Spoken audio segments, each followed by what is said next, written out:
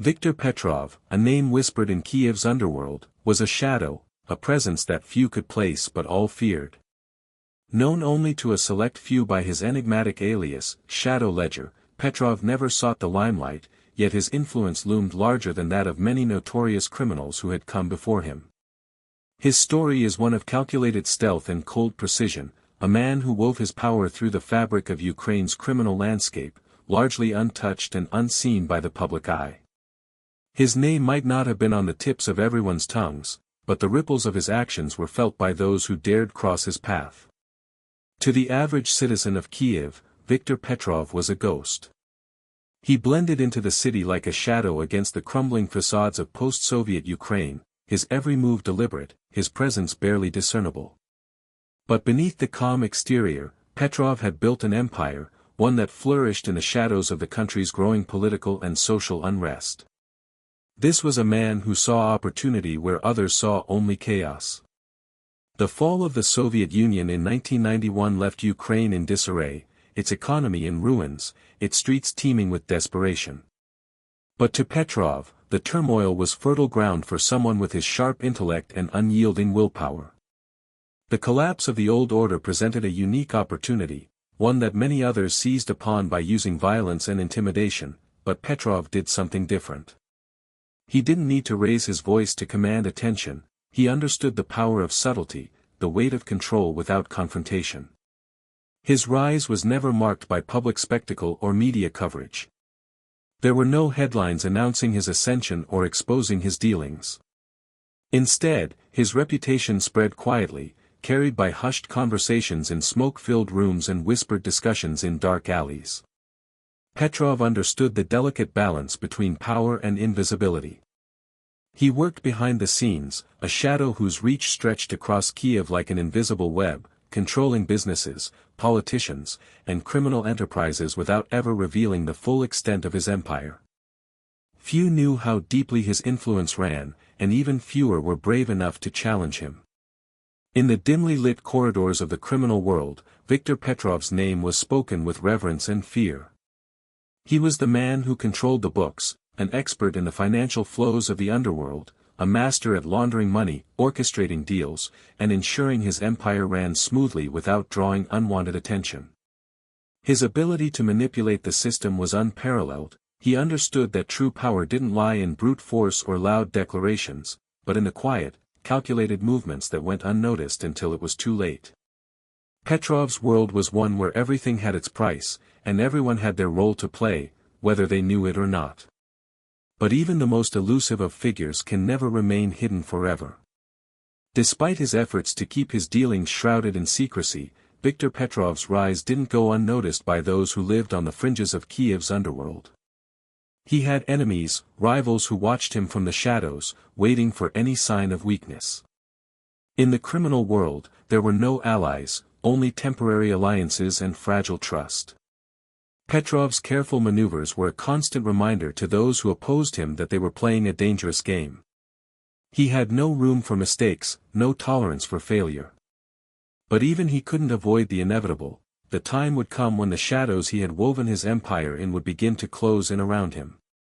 Yet, despite the looming dangers, Viktor Petrov's greatest strength was his ability to stay one step ahead of the game. His empire, built on a foundation of silence and subtlety, became a fortress of influence that no one dared approach without careful consideration. Petrov was the unseen ruler of Kiev's criminal world, a man who never made his presence known unless absolutely necessary. Those who tried to make a name for themselves at his expense often found themselves on the wrong side of the ledger, erased from the equation before they even knew they were in the game. His power wasn't rooted in the violent eruptions that marked the lives of many criminals, it was grounded in patience, precision, and the quiet mastery of his craft. But what was it that made Viktor Petrov so different from other crime bosses of the time? What was it about him that allowed him to thrive in an environment teeming with uncertainty and danger? The answer lies not in his ruthlessness or his cunning, but in his understanding of the game itself. Petrov was a man of details. Every move he made, every deal he brokered, was calculated with the utmost care. He never acted out of emotion or impulse. He was a strategist, playing a long game in which the pieces moved slowly and deliberately. In a world where most criminals were driven by their egos or their need for immediate gratification, Petrov's ability to think ahead, to predict the future, set him apart. As Ukraine's underworld became increasingly chaotic in the years following independence, Petrov's power grew steadily and quietly. He was not a man who reveled in public notoriety or attention. Instead, he operated from behind the scenes, preferring to let others take the spotlight while he controlled the strings that kept everything in motion. To those who were close to him, he was a figure of unshakable confidence, a man who never seemed to falter in the face of pressure. But his calm demeanor masked a mind that was always calculating, always assessing, always planning his next move. In many ways, Viktor Petrov was the perfect criminal mastermind, an enigma who was both omnipresent and unseen, a man whose power was felt in every corner of Kiev but whose true identity remained a mystery. As the years went on, Viktor Petrov's influence only grew. He became the epitome of power in the post-Soviet world, a man whose name was known only to those who mattered. But even the most carefully constructed empires can crumble. And in a world where loyalty is as fleeting as a shadow, Petrov's empire would soon face its greatest test yet. For all his brilliance, for all his control, the shadows that he had mastered would one day turn against him. But that, as they say, is a story for another time. Kiev, the capital of Ukraine, stood on the brink of transformation in the early 1990s. The once powerful Soviet Union had crumbled, leaving behind a fractured landscape of political uncertainty and social upheaval. The city, a blend of historical grandeur and decaying infrastructure, felt the pulse of change in every corner. The streets, once bustling with the order of Soviet authority, now echoed with the sounds of newly formed factions vying for control. For the everyday citizen, life had become a delicate balance of survival, navigating a world where the old rules no longer applied, and new ones had yet to be written. It was here, in this chaotic environment, that Viktor Petrov's story began to unfold, quietly, in the shadows, away from the prying eyes of those who would never know the depth of his influence. The collapse of the Soviet Union in 1991 had left a vacuum in the political and economic systems. With the collapse came a sense of instability, and with instability came opportunity, especially for those who knew how to operate in the dark. Kiev, like many other cities in the former Soviet bloc, became a battlefield for power. The state's grip on its economy had loosened, and criminal organizations, sensing weakness in the newly formed government, moved quickly to capitalize on the changing times. As factories closed, businesses faltered, and corruption flourished, the underworld of Kiev grew stronger, carving out its own space in the shadows of the city. In this fractured society, Petrov found a fertile ground for his ambitions. Unlike many of his contemporaries, who sought to dominate the streets through brute force or brazen violence, Petrov took a different approach. He was a man who understood the ebb and flow of power, the delicate balance between visibility and invisibility. Kiev was a city caught between the past and the future, where the weight of Soviet-era bureaucracy still held sway while the promise of a new, uncharted future loomed large. Petrov saw this divide as an opportunity, not just to survive, but to thrive. The city itself became his playground, a sprawling metropolis where the old world was dying, and the new world was still taking shape. Streets that once bore the echoes of Soviet propaganda now hosted the complex web of emerging oligarchs, corrupt officials, and ruthless gangsters. The tension in the air was palpable, a mix of fear, hope, and the uncertain future. While many scrambled to establish themselves in this new world, Petrov moved with an almost eerie calm, waiting for the right moment to strike. In the years following the Soviet collapse, Kiev became a melting pot of disparate forces, businessmen eager to exploit new markets, politicians seeking power in a nascent democracy, and criminals who saw the disintegration of the state as a chance to expand their territories. It was a time when fortunes were made and lost almost overnight, and anyone with ambition, intelligence, and a little bit of luck could carve out a place in the new world order. Petrov, however, had something more than just ambition. He had the rare ability to understand the fragile nature of power, the ability to move unseen and unheard, to operate in the cracks where others dared not tread. Unlike the loud, brash figures who commanded attention in Kiev's underworld, Petrov worked in silence. His rise wasn't marked by violent confrontations or public declarations of power. Instead, he was an observer, watching the city unfold around him, carefully calculating each move he made. In the chaos of a rapidly changing world, Petrov understood that the true power lay not in taking what others had, but in controlling the forces that influenced the outcome of everything around him. His rise would be built on subtlety and strategy, not the force of arms or loud declarations. This quiet control allowed him to work unnoticed, maneuvering through the city's complex political and economic landscape with an almost supernatural ease. As the 1990s progressed, the criminal underworld in Kiev grew more organized and influential. Small-time gangs became powerful syndicates, and the old methods of street-level crime gave way to a more sophisticated brand of criminal enterprise. Petrov's ability to operate in this environment was unparalleled. He understood that control was the key to success, and he set about building his own network, using his intellect and connections to weave a web of influence that extended far beyond the streets of Kiev. His empire, while invisible to the public eye, was slowly but steadily taking shape. Petrov's understanding of human nature was one of his greatest assets. He knew how to read people, how to gauge their desires and fears, and how to use that knowledge to his advantage. He wasn't interested in brute force or intimidating others into submission. Instead, he built his power on trust he cultivated carefully, knowing that the foundation of any successful criminal empire was loyalty. He worked with businessmen, politicians, and fellow criminals, always staying in the background, always the orchestrator, never the face. His reputation grew not through fear, but through a quiet, understated power that was hard to pin down and even harder to resist. The allure of wealth and power was enough to draw many into Petrov's orbit, and his ability to maintain a network of loyal allies was unmatched. He was a master of the game, knowing exactly when to make his move and when to sit back and let others fight for the scraps. Kiev's criminal landscape, once chaotic and disorganized, began to fall into line with Petrov's vision. He was patient, willing to wait for the right moment, and when that moment arrived, he acted decisively. Petrov's influence spread quietly, like a rising tide. He didn't need to make a spectacle of his actions. His power was felt in the boardrooms of Kiev's emerging oligarchs, in the backrooms where deals were made, and in the offices of government officials who were either in his pocket or too afraid to oppose him. As Petrov's empire grew, so did his ability to control the flow of information, the transfer of money, and the delicate political balance that kept Kiev's new order intact. His operations were vast, but they were also invisible to the majority of the city's inhabitants. He was a ghost, operating in the periphery, always staying one step ahead of those who would try to expose him.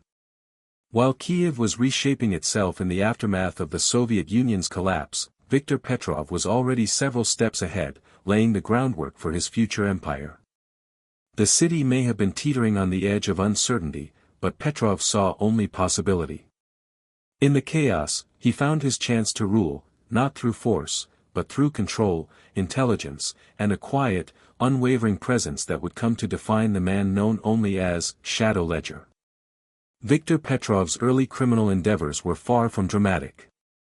He didn't enter the world of crime with a bang or make his name with bloodshed. Instead, his rise came slowly, methodically, marked by a series of carefully chosen moves that would shape the foundation of his future empire. In the early 1990s, Kiev was a city ripe with opportunity but also teeming with danger. The collapse of the Soviet Union had left a power vacuum, and the criminal world had stepped in to fill it. Petrov, however, wasn't simply looking to survive in this chaotic environment. He aimed to control it, to manipulate the currents of power in ways that few could understand, let alone challenge. At first, Petrov's crimes were small in scale. He wasn't yet the mastermind who would come to be known as the Shadow Ledger. His early ventures involved petty thefts, black market deals, and the kinds of underground transactions that were commonplace in a city where the old state apparatus was no longer reliable. But Petrov wasn't interested in petty crime for the sake of wealth. His goal was always more nuanced. He was learning the lay of the land, understanding how power moved through the cracks in society, and how money flowed beneath the surface of everyday life. Kiev's economic and political landscape in the early 90s was a minefield, and Petrov had the instinctive ability to navigate it. The old Soviet system had disintegrated, leaving a void of legal and economic structures. At the same time, the streets were flooded with newly wealthy oligarchs who had quickly realized how to exploit the system's weaknesses. Corruption, bribery, and extortion became the new currencies of the day. To survive in this new order, you had to learn quickly, adapt, and play by a new set of rules, rules that Petrov was quick to internalize. As he took his first steps into the criminal underworld, Petrov's ability to make the right connections was perhaps his greatest asset. He was naturally charismatic, though in a subdued, almost aloof way. He didn't need to impress anyone with loud declarations or grand gestures. Instead, he built relationships carefully, forming alliances with the right people at just the right moments. In a city where trust was a rare commodity, Petrov understood that loyalty, both to him and from him, was more valuable than gold. He didn't rush to make enemies, but neither did he hesitate to eliminate those who stood in his way. His business was personal, and he would not hesitate to protect it. One of Petrov's early mentors in the criminal world was a man known only as Antoine, a powerful figure who had survived the collapse of the Soviet Union by mastering the art of staying out of the spotlight. Anton saw in Petrov the same sharpness, the same understanding of how the pieces of the criminal world fit together. Under Anton's guidance, Petrov learned how to control and manipulate the financial currents that ran through Kiev. It wasn't just about violence or intimidation, there were subtler ways to maintain control, ways that often went unnoticed until it was too late. Petrov learned how to make money without anyone realizing where it was coming from or where it was going. He learned the power of silence, of working behind the scenes, pulling the strings while others fought for their share of the spoils. As Petrov's reputation grew in the underground circles, so did his network of contacts. He began to involve himself in money laundering schemes, finding ways to siphon off wealth from the new oligarchs who had risen to power in the wake of the Soviet Union's collapse. These men were eager to maintain their positions of power but lacked the sophistication to truly protect their wealth. Petrov, on the other hand, had no such weaknesses. He understood the vulnerabilities of those in power and knew how to exploit them without ever making himself a target. He wasn't trying to overthrow the system, he was simply becoming part of it, an invisible cog in the machinery that no one could afford to ignore. While others around him fought over territory, Petrov worked in the shadows, quietly amassing his power. His success was never about making a spectacle of himself. It was about control, quiet, methodical control. He used his knowledge of business practices and financial structures to his advantage, manipulating the market with a precision that was almost surgical. If there was money to be made, Petrov found a way to access it without anyone noticing. He didn't waste energy on showy displays of power. Instead, he used his intellect, his ability to think several steps ahead, to position himself as a crucial player in Kiev's criminal network. Petrov's early years were spent slowly building a web of influence that connected him to the right people in business, government, and organized crime. He wasn't interested in becoming a figurehead, he wasn't driven by ego or the need for public recognition. Instead, he quietly collected allies, each of whom would serve as a piece in the puzzle of his future empire. His world was one of secrets, of whispered agreements, and carefully executed plans. Those who knew him saw a man who was always thinking, always planning, and always looking ahead. By the mid-1990s, Petrov had begun to amass a fortune. The businesses he controlled were discreet, no flashy signs, no ostentatious displays of wealth. His dealings were often in the form of investments, quiet acquisitions, and discreet partnerships with the city's rising class of oligarchs. His influence grew quietly but steadily, a slow burn that would eventually consume everything in its path. Petrov had become more than just a small-time criminal, he was now a silent force in Kiev's business world, a figure who could manipulate the flow of money and power with the slightest move. Yet even as his influence grew, Petrov remained an enigma. There were few, if any, photographs of him. His name rarely appeared in the media. He avoided public attention at all costs, knowing that it was only through remaining unseen that he could continue to thrive. He never needed to make his presence known, because his power was already felt in every corner of Kiev. Those who crossed him didn't always know they had made a mistake until it was too late. He wasn't a man of physical violence, but his ability to ruin those who opposed him was legendary.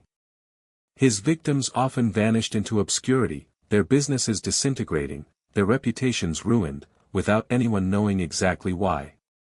Petrov's greatest weapon was his ability to erase his traces, to make people disappear without leaving a mark. As the years passed, Viktor Petrov's position in the criminal hierarchy of Kiev grew more secure. He was no longer just another player on the fringe, he was now a key figure in the city's shadowy underworld, a man who could shape events without ever appearing in the spotlight. His rise had been gradual, built on a foundation of patience, subtlety, and a keen understanding of the world around him. The foundation for Petrov's future empire had been laid, but the story of how he would come to dominate the criminal landscape of Kiev was just beginning. As Viktor Petrov's reputation solidified within Kiev's underworld, he began to shift from a discreet player in the shadows to a man whose influence was beginning to be felt more openly, though still rarely in the public eye. The foundation of his power was built not just on wealth, but on the delicate art of manipulation. He didn't need to rely on sheer force or intimidation. Instead, Petrov understood the subtleties of influence and control, using his intellect and cunning to maneuver through the ever-shifting tides of political and criminal life. Kiev, during the mid-1990s, was a city at a crossroads, caught between the nostalgia of Soviet power and the promises of a new, uncertain future. The collapse of the Soviet Union had left behind a vacuum, and Kiev became a battleground for emerging oligarchs and rival factions, all fighting for dominance in this new world order. Petrov, however, was playing a different game. While others were clashing for visible power, he was quietly building the structures that would support his empire. His strength lay in his ability to stay just outside of the direct conflict, always observing, calculating, and then making his move when the time was right. One of the most critical aspects of Petrov's rise was his ability to control information. In a world where power was often determined by who had the most information, Petrov became an expert at gathering intelligence. He had a network of eyes and ears across Kiev, in both legitimate businesses and in the criminal circles that operated in the shadows. This network allowed him to stay ahead of any challenges, to anticipate threats before they materialized, and to exploit opportunities before anyone else had the chance to act. The quiet flow of information became one of Petrov's most powerful tools. Through his connections, Petrov began to gain a foothold in some of Kiev's more lucrative sectors. As the city transformed into a hub for newly minted businessmen, many of whom were former Soviet officials or ex-military officers, Petrov saw an opportunity to infiltrate the emerging markets. He didn't do this by forcing his way into the businesses but rather by positioning himself as an indispensable figure. Petrov had a gift for identifying weak points in the business world, areas where people were vulnerable or where deals could be manipulated. He started by offering his services as a financial advisor, a role that allowed him to tap into Kiev's rapidly changing economy. His expertise in money laundering, which had been one of the cornerstones of his early criminal endeavors, proved invaluable in the years that followed. The Ukrainian economy was in disarray, rife with corruption and rampant with illegal enterprises. Many of the new oligarchs, looking to legitimize their wealth, found themselves needing someone like Petrov, a man who could make their illicit profits disappear into the legitimate economy, transforming them into assets that could be used to further their power. Petrov's network in the financial world gave him the ability to move large sums of money without ever raising suspicion. He worked behind the scenes, always ensuring that his actions were untraceable, and that the money flowed without interruption. As Petrov's financial empire grew, so too did his influence within Kiev's political circles. It wasn't long before he began to form alliances with politicians, many of whom were just as eager as the businessmen to secure their power in the new, post-Soviet order. Petrov's quiet control of the financial markets meant that he had the ability to fund political campaigns, support candidates, and broker deals that were crucial to the success of those seeking to gain a foothold in Ukraine's shaky democracy. Petrov didn't need to run for office or make speeches. His power came from behind closed doors, where he could influence policy decisions and steer the direction of the country's future without anyone ever realizing his role. But it wasn't just money that allowed Petrov to grow his empire, it was also his understanding of the criminal world. While others were involved in street-level operations, smuggling, and racketeering, Petrov took a more sophisticated approach. He became involved in the high-stakes game of arms dealing, trafficking, and corporate espionage. His connections to Kiev's political elite and his business dealings provided him with the perfect cover for these more dangerous and lucrative endeavors. He was a man of many faces, one moment appearing as a legitimate businessman, the next as a shadowy figure orchestrating illegal transactions. What set Petrov apart from the rest of Kiev's underworld was his ability to remain detached. He wasn't driven by a thirst for power, nor was he motivated by the need for recognition. His only goal was to control the flow of money and information, to ensure that his web of influence remained intact, and that he could continue to operate unnoticed. He had no need for personal glory or fame. The quiet, invisible power he wielded was enough. Unlike other crime bosses who reveled in the limelight or sought to make themselves known, Petrov stayed in the background, allowing his actions to speak louder than any public display ever could. At the same time, however, Petrov had an innate understanding of how to use fear as a tool, though he never resorted to the same methods as others in his line of work. He didn't rely on violence to maintain his authority. Instead, he made it clear to those who crossed him that their actions would have consequences that were often far worse than any physical threat. Petrov knew how to destroy his enemies without them ever realizing what had happened. Businesses would fail, reputations would crumble, and people would vanish without a trace. It was a slow, methodical process, but it was one that worked. One of the more fascinating aspects of Petrov's rise was his ability to identify and exploit weaknesses in others. He was a keen judge of character, able to read people with a precision that few could match. He knew how to manipulate others to get what he wanted, how to make them believe that they were in control, when in reality, they were simply pawns in his game. He used this skill to secure alliances with powerful figures, both inside and outside of the criminal world. These alliances were never based on genuine friendship or loyalty, they were calculated, transactional, and ultimately disposable. If someone ceased to be useful to Petrov, they were cast aside without hesitation. As the years passed, Petrov's control over Kiev's criminal and political systems became undeniable. He was now a figure whose presence was felt in every corner of the city, but whose identity remained an enigma. Those who were close to him knew better than to question him, but even they didn't fully understand the extent of his power.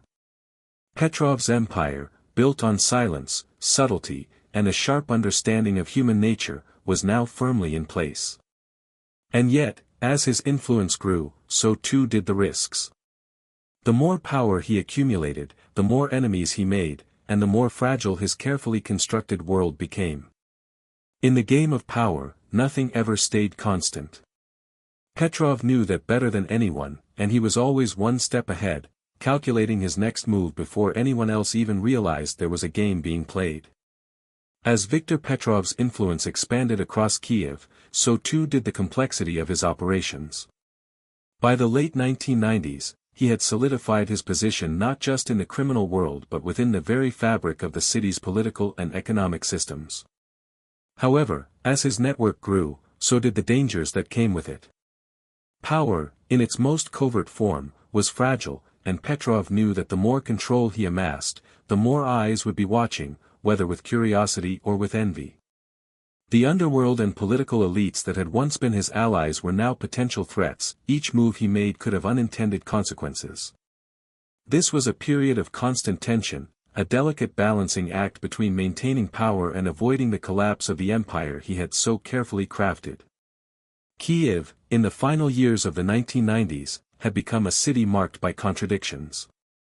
On the surface, there was progress. the skyline was filled with new, glossy high-rises, and a new generation of businessmen seemed to be thriving. However, beneath this veneer of prosperity was a deeper, more troubling reality. The city's newly minted oligarchs were engaged in a fierce struggle for dominance, often resorting to dirty tricks, backroom deals, and outright betrayal. In this environment, Petrov had long since learned to keep his presence understated. He had become an invisible force, but with this invisibility came the risk of becoming irrelevant, a fate he could not afford.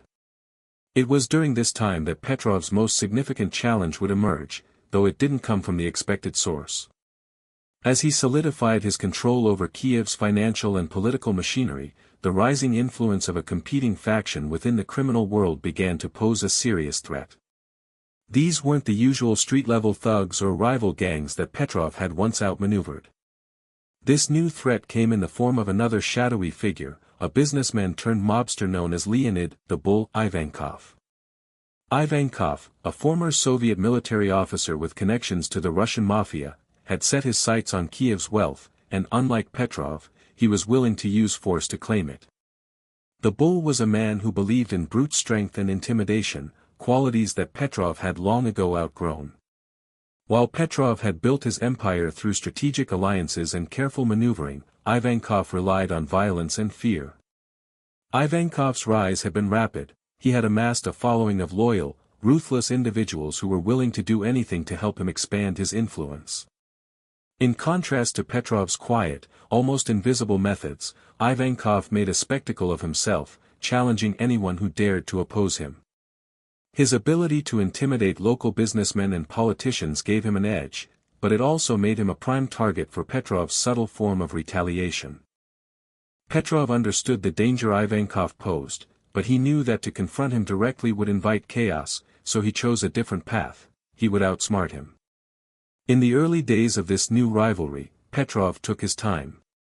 He allowed Ivankov to build his empire in Kiev, knowing that the more Ivankov expanded, the more vulnerable he would become.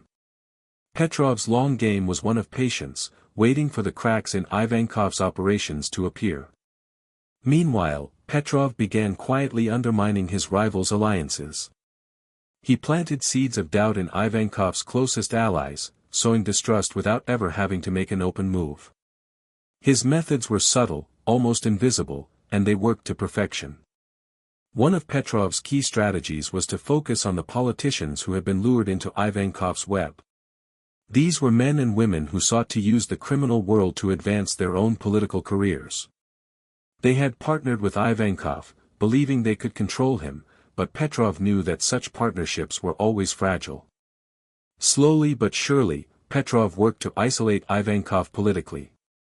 He offered his support to key figures who had once sided with Ivankov, shifting allegiances quietly but decisively.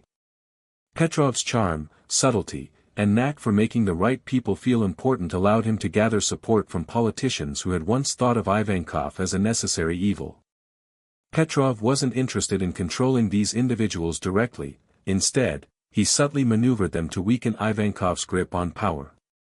As the political ground beneath Ivankov began to crumble, Petrov turned his attention to Ivankov's business operations. The Bull had always been quick to use violence to solve problems, but Petrov's approach was different. He started to slowly but surely disrupt Ivankov's financial streams, using his network to create obstacles and roadblocks that made it more difficult for Ivankov to operate.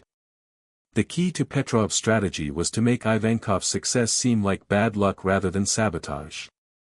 Business deals fell apart, alliances with other oligarchs began to sour, and Ivankov's once untouchable empire started to show signs of strain. It was a slow, insidious process, but Petrov's hand was behind every setback. Ivankov couldn't pinpoint the source of his troubles, and by the time he realized he was under attack, it was almost too late. For Petrov, the battle was never one of physical confrontation. He had long learned that true power lay not in violence, but in control. Ivankov's reliance on fear and intimidation made him a predictable figure. Petrov knew exactly how to counter this, by turning Ivankov's own allies against him and by making the political and business environment inhospitable to him. The result was that Ivankov found himself increasingly isolated, with fewer friends and more enemies. He was losing his grip on Kiev's underworld, and Petrov was poised to step in and take his place. Yet even as Petrov's strategy unfolded, he understood that power was always in flux, that no one could hold dominance forever. The rise and fall of empires, whether political, financial, or criminal, was inevitable. Petrov's true genius lay in his ability to maintain his position while others fought for supremacy. He was the master of the long game, and while his rivals were consumed by the urgency of the present, Petrov saw the future with clarity. The fall of Ivankov would not only solidify Petrov's position, it would send a message to Kiev's other criminal bosses, politicians, and businessmen. Petrov was the man to deal with, not through violence, but through calculation, intelligence, and an unshakable control over every aspect of the city's power structure. By the end of the decade, Petrov's dominance over Kiev's criminal underworld was complete.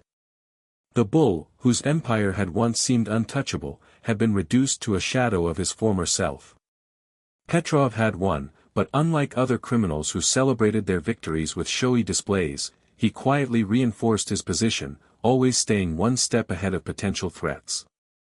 The city, once a chaotic battleground for power, was now under his control, though no one would ever fully understand the extent of his influence.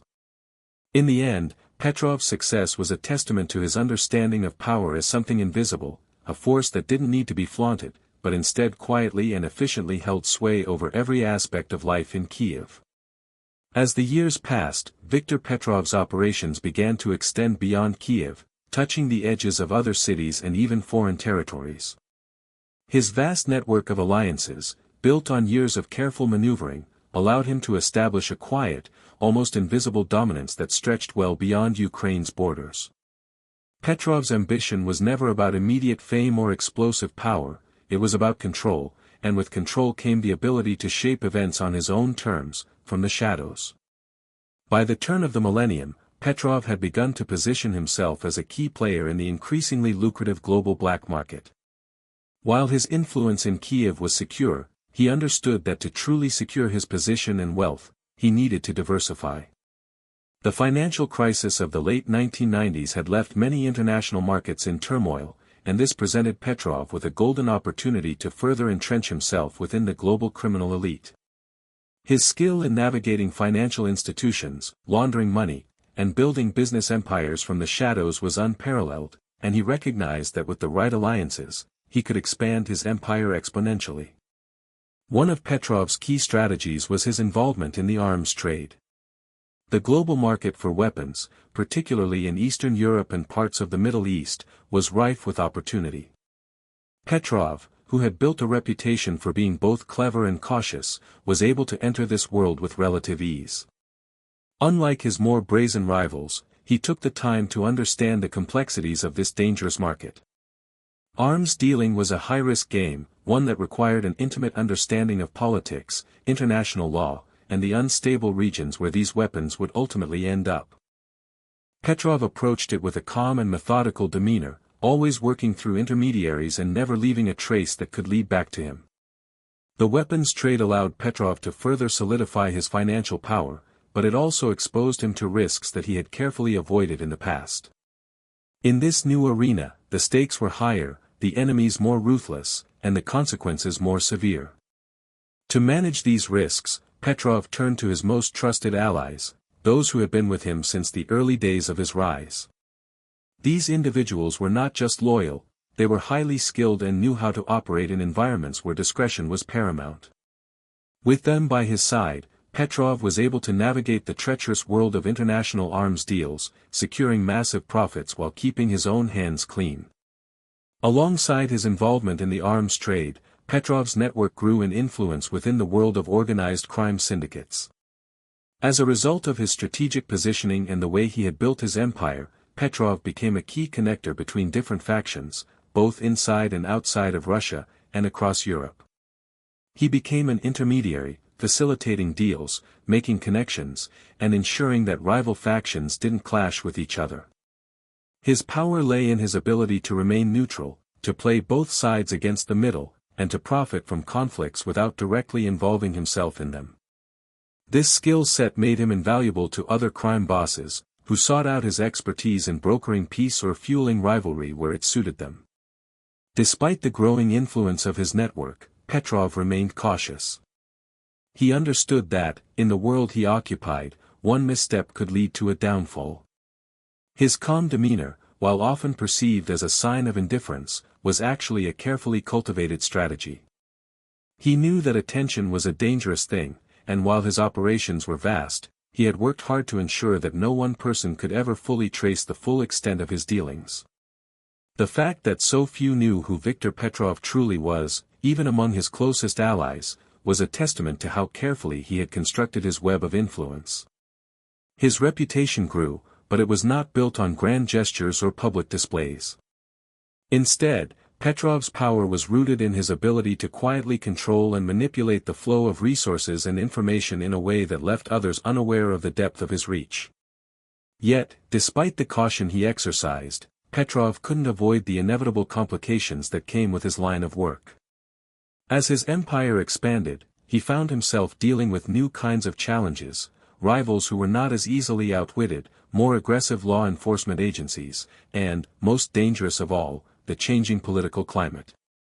The dawn of the new century brought with it increasing pressure from international authorities who were beginning to crack down on organized crime.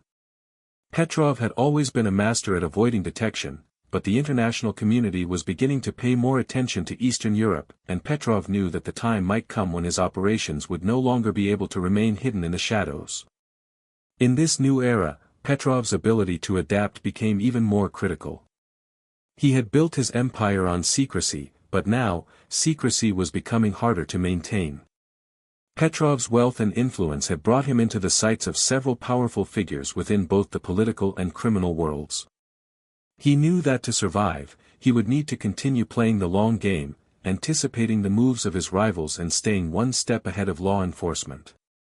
The web of alliances that he had carefully woven began to fray in places, as the risks of his expanding empire became apparent. His response to these growing pressures was twofold.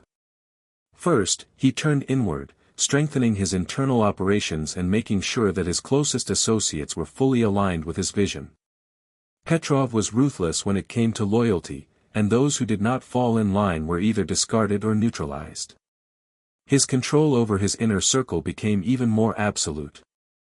Second, he adapted his tactics, learning how to better disguise his operations, using new technologies and more sophisticated methods to move his wealth and influence around the globe. Petrov was not just a man of power, he was a man of resilience, able to evolve as the world around him changed. In the midst of all this, there remained a paradox at the heart of Viktor Petrov's success. Despite the vastness of his empire, despite his growing wealth and influence, Petrov remained a ghost.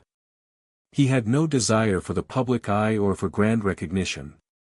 His reputation was that of a shadow, someone whose name was whispered but whose true identity was never fully known. His legacy, if it could be called that, was not one of fame or infamy but of quiet, unrelenting power. In a world where most criminals sought to be kings, Petrov had learned that the real power lay in being the unseen hand that guided events from the shadows. But this very nature of his power was also what made Petrov's empire vulnerable. The longer he operated in the shadows, the more enemies he accumulated, some who were only too happy to challenge the man who controlled everything without ever showing his face. Though Petrov's methods had served him well for many years, the changing times promised that his time in the shadows might soon come to an end. Yet, as always, Petrov was ready for whatever the future might bring. The only question left was whether the world would ever fully understand the depth of the power he had accumulated, and whether Petrov would let anyone live long enough to find out. As Viktor Petrov's influence spread through Kiev and beyond, the world around him began to change in ways that even he could not have predicted. The new millennium was marked not only by economic upheaval but also by shifting allegiances and a growing sense of instability within Ukraine itself.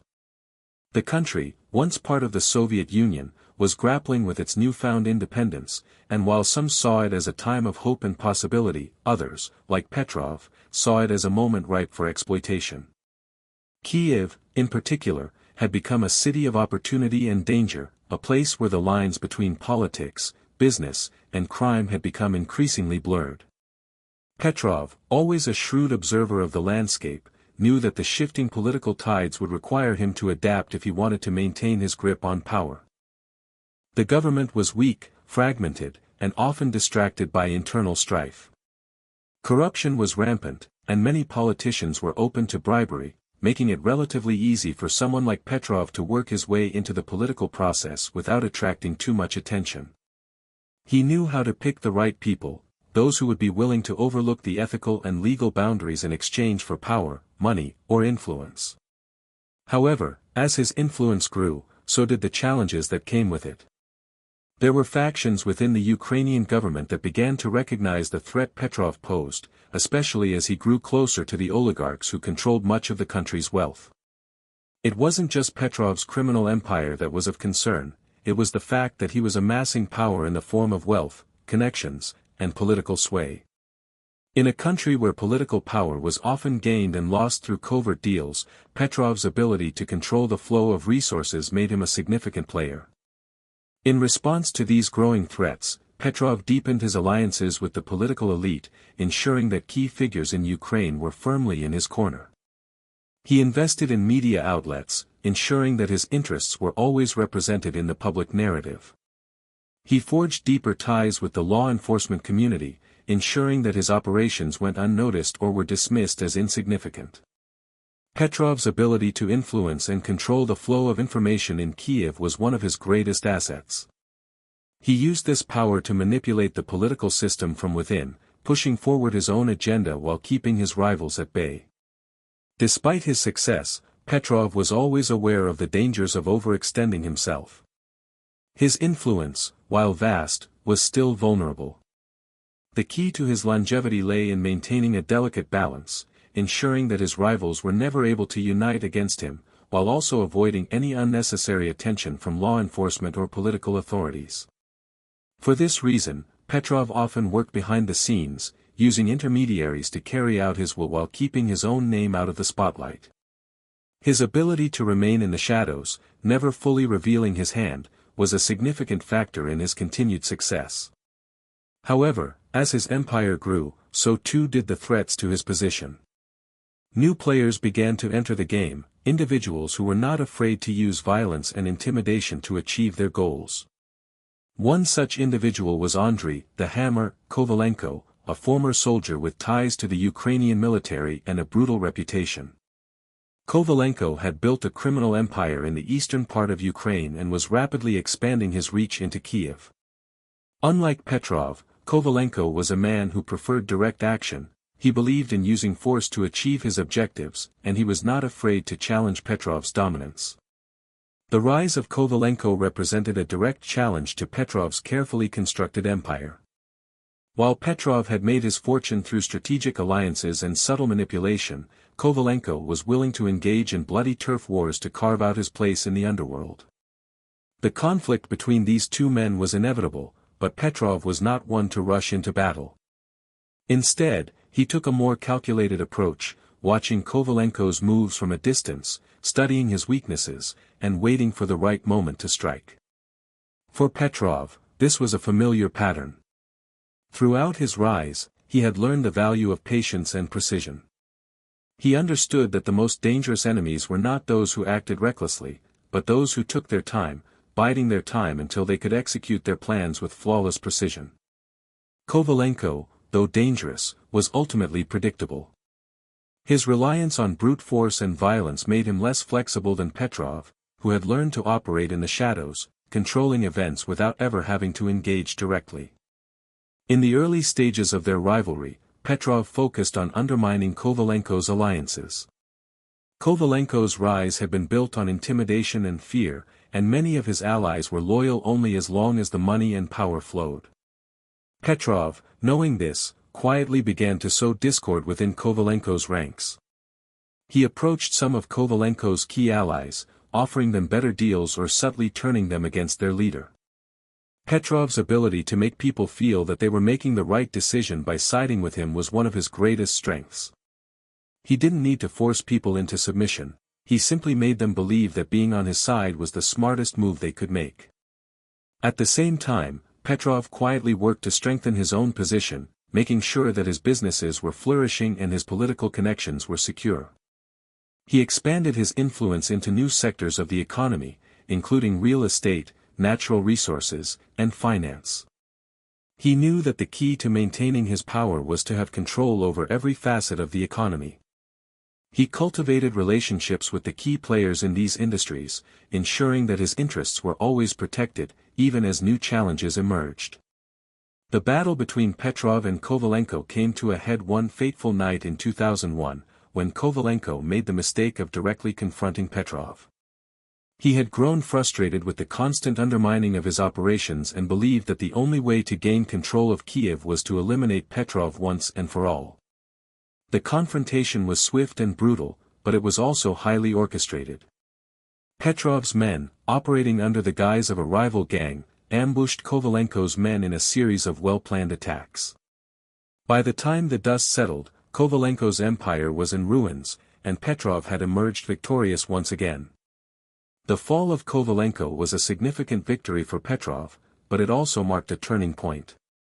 The sheer violence and ruthlessness of Kovalenko's downfall sent a clear message to the other criminal factions in Kiev: Viktor Petrov was not to be crossed. His victory solidified his position as the undisputed king of Kiev's underworld, but it also made him more of a target. As his power grew, so did the risks. The challenge now was not just to maintain control over Kiev but to protect the empire he had spent so many years building. Petrov, ever the strategist, knew that his true strength lay in his ability to remain unseen. The more attention he drew to himself, the more vulnerable he became. So, while others fought for control and made their moves in the open, Petrov retreated further into the shadows, using his influence to control the game without ever appearing in the spotlight. His empire, though vast, remained a well-kept secret, its true power hidden behind a veil of misdirection and manipulation. And as the years went by, Viktor Petrov's legacy as one of the most powerful and elusive figures in Ukraine's criminal history was cemented. He had outlasted countless rivals, maneuvered through political upheavals, and survived the very forces that sought to destroy him. But despite his victories, Petrov knew that the game was never truly over. There was always someone waiting in the wings, ready to take his place. The only question was, would Petrov ever let them?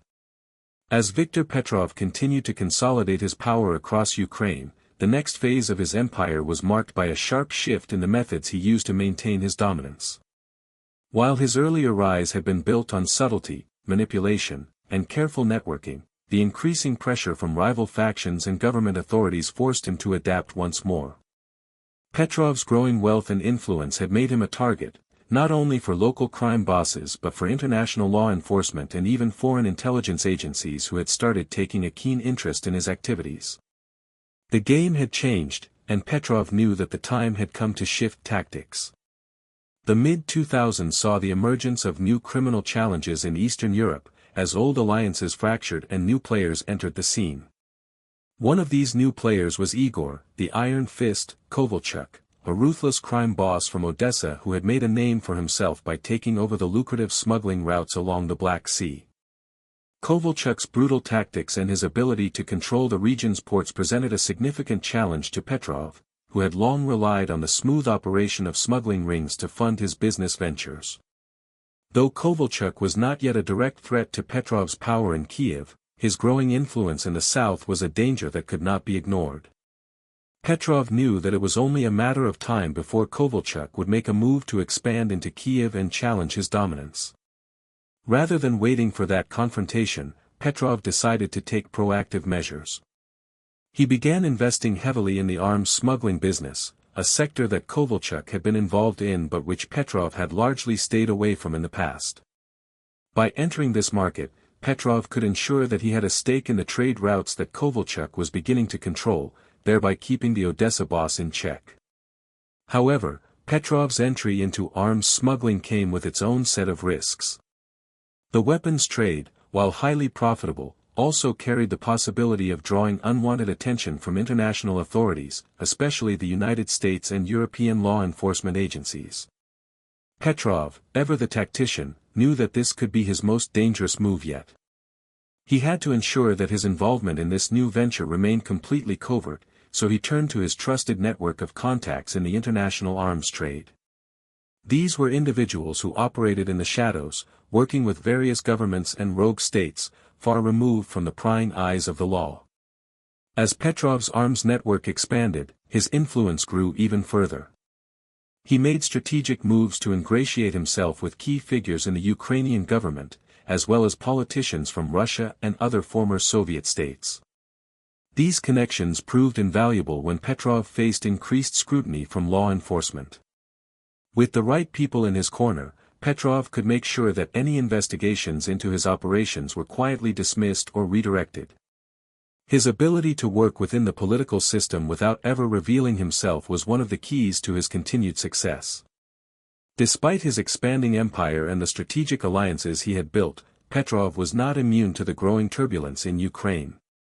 The Orange Revolution of 2004, which saw the rise of pro-democracy forces and the eventual overthrow of the corrupt government, was a particularly trying time for Petrov. Though he had managed to maintain ties with certain factions within the old regime, the political upheaval created an environment in which loyalty became more unpredictable. Petrov knew that with the new political establishment in power, he would need to adjust his approach. The old methods of bribery and quiet influence would no longer suffice. To adapt to this new political climate, Petrov turned to his business ventures to build new leverage. He started focusing on legitimate industries, such as real estate, media, and construction, all of which were thriving in the newly opened Ukrainian economy. Through these businesses, Petrov was able to continue accumulating wealth while remaining outside the direct purview of the state's new anti-corruption initiatives. His real estate developments, in particular, became a cornerstone of his empire. He began acquiring vast swathes of land in Kiev and other key cities, building luxurious apartments, office complexes, and commercial properties. These investments not only provided a steady income stream but also gave him a foothold in the legitimate business world, which further enhanced his ability to influence both the criminal and political spheres. Yet despite his careful efforts to maintain a low profile, Petrov could not escape the increasing tension between his empire and the forces closing in on him. The rise of organized crime in Ukraine and the increasing presence of international law enforcement meant that the walls around Petrov's empire were slowly closing in. He could no longer rely solely on his network of political allies to keep his operations safe. He needed to move faster, adapt quicker, and stay one step ahead of those who were coming for him. One of Petrov's most significant challenges during this period came from the growing presence of foreign intelligence agencies. With the war on terror in full swing and European countries tightening security measures, Petrov's smuggling routes and international connections began to draw the attention of the CIA and other Western intelligence agencies. His operations, which had once been conducted with careful precision, were now being scrutinized by powerful enemies who had far-reaching capabilities. Petrov, ever the strategist, recognized the need to sever some of his international ties in order to avoid detection. To deal with this increasing pressure, Petrov began to retreat further into the shadows, relying more heavily on his inner circle of trusted lieutenants to run the day-to-day operations. He moved many of his activities to more remote parts of Eastern Europe and Central Asia, where the authorities were less capable of tracking his movements. His use of offshore accounts, shell companies, and fake identities made it increasingly difficult for authorities to trace the true extent of his dealings. His network, now spread across multiple continents, had become nearly impossible to infiltrate, but Petrov knew that this web of deceit was also his greatest vulnerability. Every action, every transaction, could potentially expose him to danger. As his empire grew in complexity, Petrov also found himself dealing with internal conflicts. His rise had been built on loyalty, but as he expanded, he found it increasingly difficult to maintain the level of trust he had once enjoyed. In particular, a growing number of his associates began to grow restless, dissatisfied with the slow pace of change in Petrov's operation. They had grown accustomed to the rewards of his empire but were now seeking a more active role in shaping its direction. A rift began to form within his inner circle, with some of his lieutenants pushing for more aggressive tactics and greater control over the empire's operations. Petrov, though reluctant to confront this dissent, knew that it could not be ignored. To maintain control, Petrov turned to his tried-and-true method of subtly manipulating those around him. He carefully played his lieutenants against one another, ensuring that no one faction grew too powerful. He used his unmatched ability to read people to identify those who were most likely to become threats to his rule. Petrov did not shy away from using violence when necessary, but his preference was always to achieve his goals through manipulation and misdirection.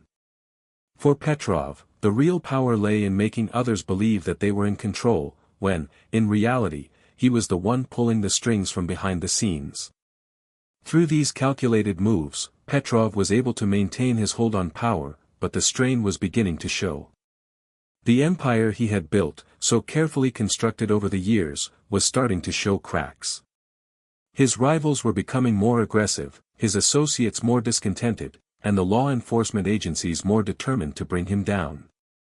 Yet, despite these mounting pressures, Petrov remained as elusive and enigmatic as ever, always staying one step ahead of those who sought to unseat him. His empire, though under threat, was not yet ready to fall. But the question remained, how much longer could Viktor Petrov continue to operate in the shadows without being exposed to the full light of the world?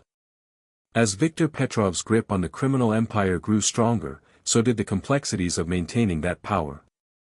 Though his methods had always been calculated and subtle, the years had brought a changing tide in Ukraine, and by the early 2010s, Petrov found himself facing an increasingly sophisticated array of threats, both external and internal.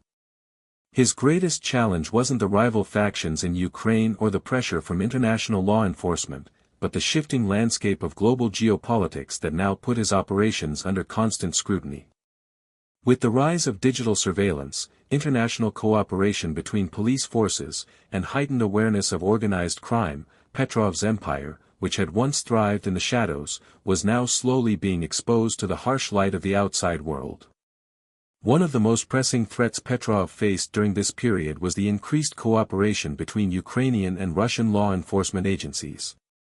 Throughout his rise, Petrov had always maintained a careful balance between the two countries, knowing when to make overtures to Russian power brokers and when to quietly manipulate Ukrainian politicians. But as the political situation in Ukraine became more volatile, with Russia increasingly exerting influence over Ukrainian affairs, Petrov found himself at a crossroads. The new pro-Western government in Kiev, which had come to power after the 2014 Ukrainian Revolution, was openly antagonistic to Russian influence. This created a delicate situation for Petrov, who had long relied on both Ukrainian and Russian political figures to shield his operations.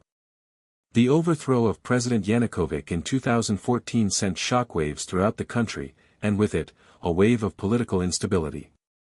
Petrov knew that the new administration, now leaning towards Europe, would have little tolerance for corruption and organized crime.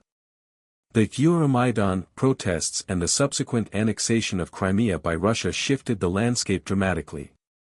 Petrov understood that this new government could potentially sever the ties he had so carefully cultivated with Russian officials, and any move to destabilize his operations could result in his downfall.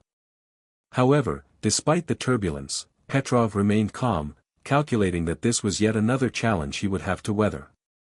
In the wake of these events, Petrov began to shift his focus away from overtly political connections and instead poured resources into securing his legacy in more unconventional ways. He began to diversify his investments, reaching into industries that were not only profitable but also more resilient to political change. The global tech boom had captured Petrov's attention, and he saw an opportunity to quietly integrate himself into the burgeoning digital economy. He started forging connections in the world of cybersecurity and cryptocurrency, areas that were still underregulated and ripe for exploitation. Through backdoor deals and the careful cultivation of ties to powerful tech moguls, Petrov was able to establish a foothold in these industries. At the same time, Petrov's personal life, which had once been tightly guarded and free from scandal, began to show cracks. His empire had always been built on the foundation of loyalty and discretion, but as his operation expanded and diversified, the cracks in his inner circle deepened. Petrov's trusted lieutenants, the men who had helped him rise to the top, began to question his leadership and decision-making. They had long been used to running operations with a certain amount of freedom, but now that Petrov was investing in new industries and relying on new partners, many of them felt excluded from key decisions. Tensions began to rise, and it wasn't long before certain factions within his organization began to jockey for power. The most significant challenge came from one of Petrov's closest allies, a man named Sergei, the Ghost, Malinov. Malinov had been with Petrov since the beginning, working as a close advisor and overseeing many of the more violent aspects of the organization's operations. He had helped Petrov eliminate rivals and expand his empire, and for a time, their relationship had been one of mutual trust. However, as Petrov began to focus on his new ventures, Malinov began to feel sidelined and disillusioned. The change in direction was not one he could easily accept. Malinov believed that Petrov was losing sight of what had made him successful, the violent, raw power of the streets. Petrov's shift toward legitimate businesses and digital investment struck Malinov as a betrayal of the criminal code that had been the foundation of their partnership. Malinov's discontent eventually led him to make a dangerous decision. He began to quietly court other members of Petrov's inner circle, spreading rumors and casting doubt on Petrov's leadership. His ultimate goal was to wrest control of the organization away from Petrov, but he understood that such a move would be incredibly risky. Petrov had always been a step ahead of his enemies, and Malinov was well aware that any open confrontation would result in his swift downfall. So, Malinov bided his time, working behind the scenes to sow division. In response to this growing unrest, Petrov took immediate action. He understood that loyalty within the criminal world was often fragile, and that the cracks within his organization could easily be exploited. Petrov's strategy was not to confront Malinov directly but to create a series of misdirection plays that would turn his lieutenant's conspiracies into a series of failed attempts. First, Petrov quietly allowed Malinov to believe he was gaining the trust of the other factions. He fed Malinov small victories, setting the stage for a larger confrontation that would make the eventual betrayal all the more devastating. Meanwhile, Petrov also turned his attention to the external threats. He knew that the West, especially the European Union and the United States, had long been monitoring his operations, but now they were more focused on his involvement in the global digital economy. Petrov had managed to keep his cryptocurrency dealings below the radar for years, but he also knew that governments around the world were waking up to the threat posed by illicit activities in the blockchain space. He began to scale back his operations in this sector, relying on a trusted group of intermediaries to manage the day-to-day business while keeping his own name off the records. Despite these efforts, Petrov was acutely aware of the precariousness of his position. He had built his empire through careful strategy, but now, with growing unrest within his own organization and heightened international pressure, it seemed that the endgame was near. His health had begun to deteriorate as well, a consequence of years of stress, late nights, and constant vigilance. Though he remained as sharp as ever, Petrov could feel the weight of his years settling heavily upon him. In private moments, he wondered how much longer he could keep the empire running smoothly, how much longer he could keep his enemies at bay. The final act of betrayal came swiftly. In a move that shocked even Petrov's closest allies, Malinov orchestrated a failed coup within the organization, a violent clash that resulted in several key members of Petrov's inner circle being killed. The attack, however, was a carefully planned failure, designed to create chaos and weaken Petrov's position. Petrov's response was equally swift. He had already anticipated Malinov's move, and the betrayal was met with a series of decisive strikes that left Malinov exposed and vulnerable. The Ghost, as he was known, was eliminated quickly and brutally, a reminder to those who might dare to challenge Petrov's authority. The remaining factions, still reeling from the shock of the attempted coup, rallied around Petrov, and his dominance in Kiev remained unchallenged. However, the damage had been done. Petrov's reign, once marked by cautious calculation, was now defined by violence, paranoia, and the constant fear of internal and external threats. Petrov had emerged victorious, but it was clear to all who watched that the empire he had built was no longer the same. The shadows that once protected him were now more dangerous than ever. The year 2015 marked a pivotal moment in Viktor Petrov's long and storied reign. His empire, once thriving in the shadows, now faced mounting challenges that threatened to destabilize everything he had worked for.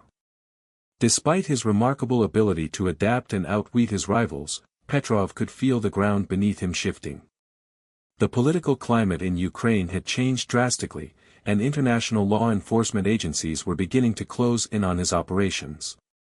Petrov, however, was not a man to go down without a fight. His empire may have been tested, but he was not ready to relinquish control just yet. One of the most pressing issues Petrov faced in the mid-2010s was the increased presence of foreign intelligence agencies in Eastern Europe. The rise of NATO influence in Ukraine, coupled with heightened concerns over Russian expansionism, brought a sharp focus on the region.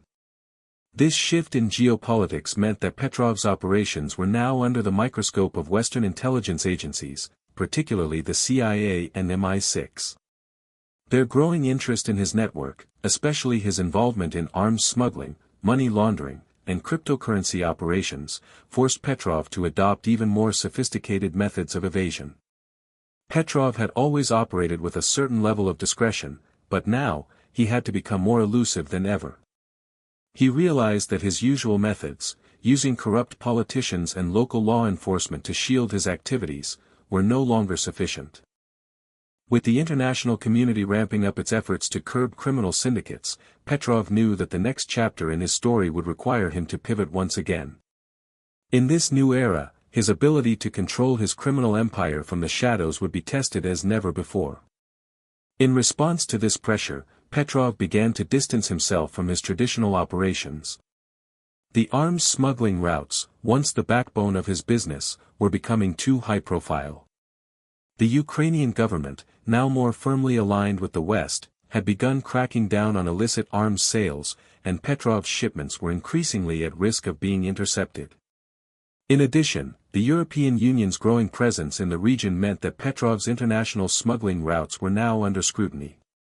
He knew that if he didn't evolve, he would be caught in the crossfire between the authorities and the growing unrest in the region. One of Petrov's most cunning moves during this period was his decision to retreat into the world of offshore finance and technology. By the time the mid-2010s arrived, the world of cryptocurrency was still largely unregulated and ripe for exploitation. Petrov, ever the opportunist, had already been watching the rise of Bitcoin and other digital currencies with a keen eye. He saw them as the perfect vehicle to launder money on a massive scale, free from the scrutiny of banks and government officials. The decentralized nature of cryptocurrencies made them an ideal tool for someone like Petrov, who had long relied on anonymity and misdirection to conceal his wealth. Petrov quickly moved to establish himself as a major player in the cryptocurrency world.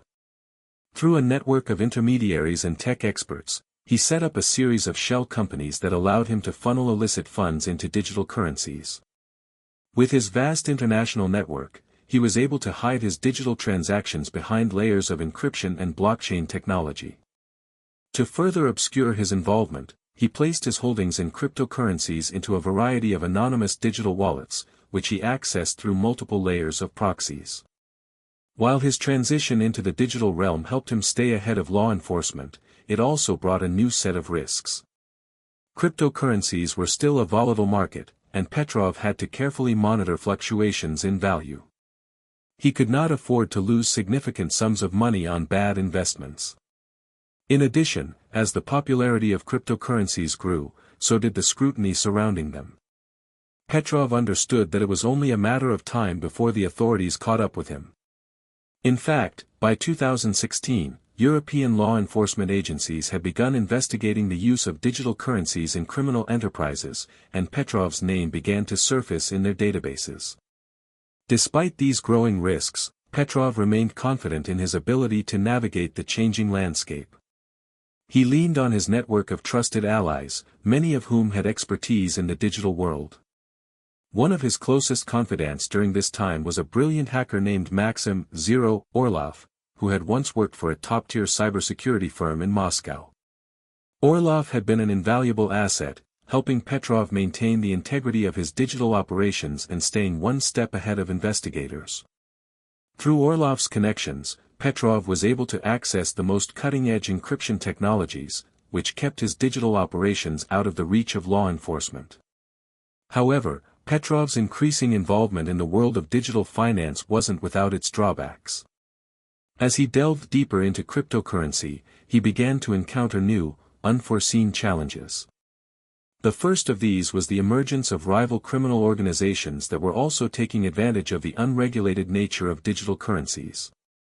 While Petrov had initially operated with little competition in the space, it wasn't long before new players entered the market, seeking to exploit the same opportunities. One such rival was a tech-savvy criminal mastermind from Moscow, Viktor, the Phantom, Vasilyev. Vasilyev's rise in the cryptocurrency world was rapid, and his operations began to encroach upon Petrov's territory. Vasilyev, unlike Petrov, had no interest in maintaining a low profile. He was flashy, arrogant, and not afraid to flaunt his wealth. His reputation was built on his ability to hack into systems and manipulate digital assets.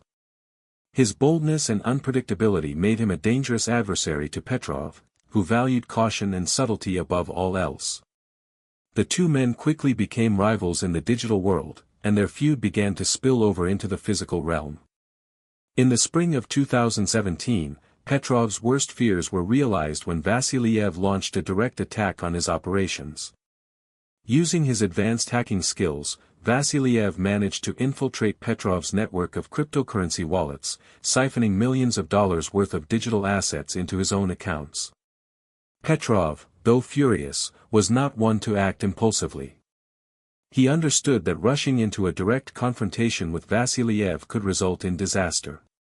Instead, he moved swiftly to cover his tracks, shifting his remaining assets to new, secure digital wallets and working behind the scenes to erase any trace of his involvement. But Vasilyev's actions left a lasting mark on Petrov. The attack demonstrated just how vulnerable even the most sophisticated criminal networks could be in the digital age. Petrov was forced to reevaluate his entire strategy and take drastic measures to protect his wealth. He knew that his rivals were growing bolder, and the walls were slowly closing in around him. At the same time, the growing political unrest in Ukraine was adding another layer of complexity to his operations. As the country became increasingly divided over its future, Petrov found himself caught between two competing forces, the Western-backed government in Kiev and the Russian-backed separatists in the eastern regions.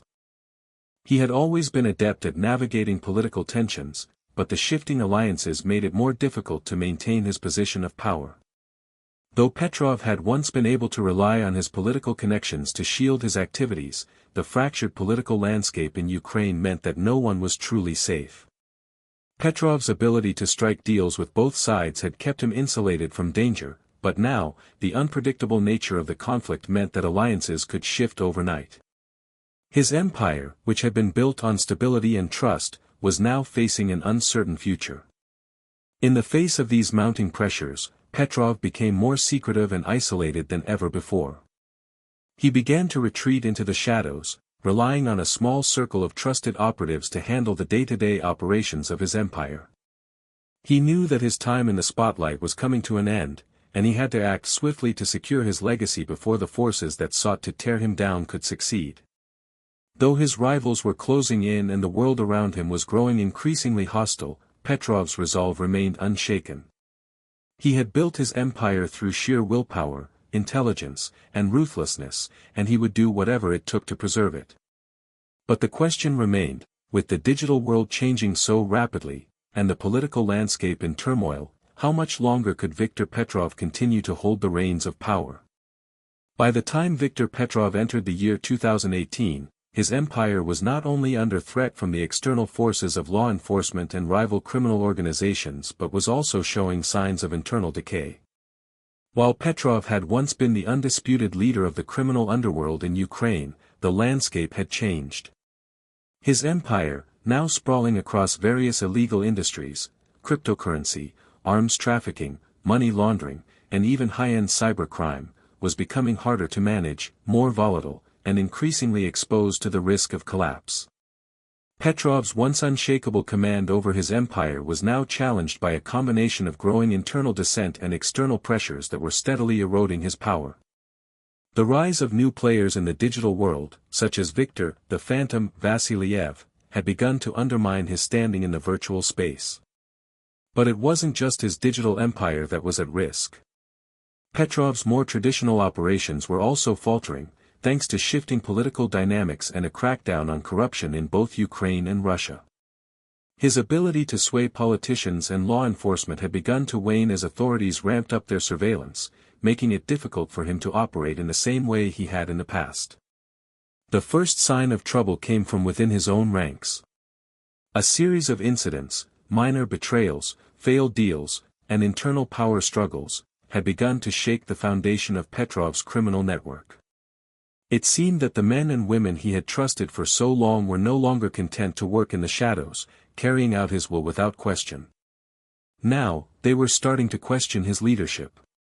While Petrov had long been a figure of mystery and authority, maintaining a clear divide between himself and his subordinates, the changing nature of the criminal enterprise left little room for this kind of isolation.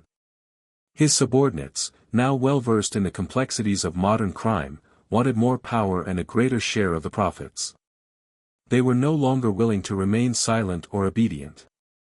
They wanted a seat at the table.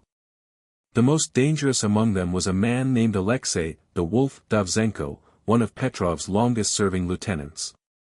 Davzenko had been with Petrov from the beginning, a trusted enforcer who had played a key role in expanding Petrov's empire. He had orchestrated some of Petrov's most violent operations, eliminating rivals and securing key territories. But over the years, Davzenko had begun to grow dissatisfied with the way things were being run. He resented the way Petrov had retreated into the world of offshore finance and cryptocurrency, seeing it as a betrayal of the traditional criminal code they had once lived by.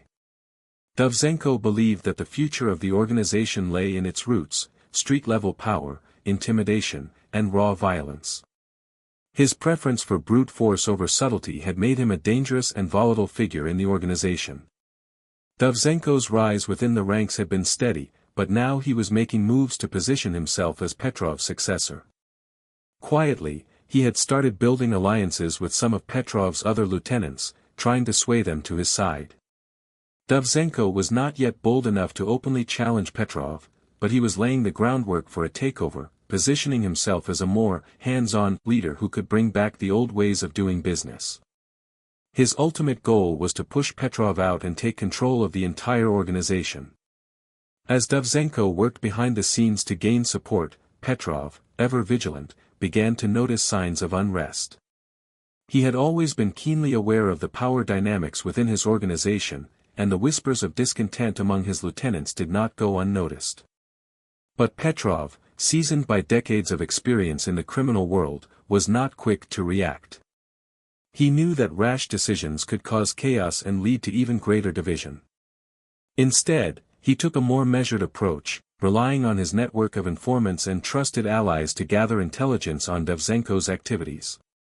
It soon became clear to Petrov that Davzenko was not acting alone.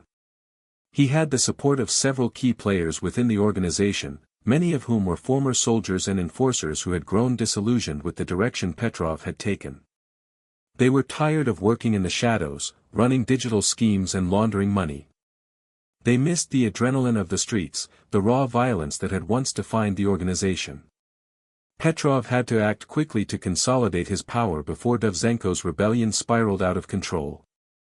But even as Petrov was preparing to confront Davzenko, another storm was brewing on the horizon, this time, in the form of international law enforcement.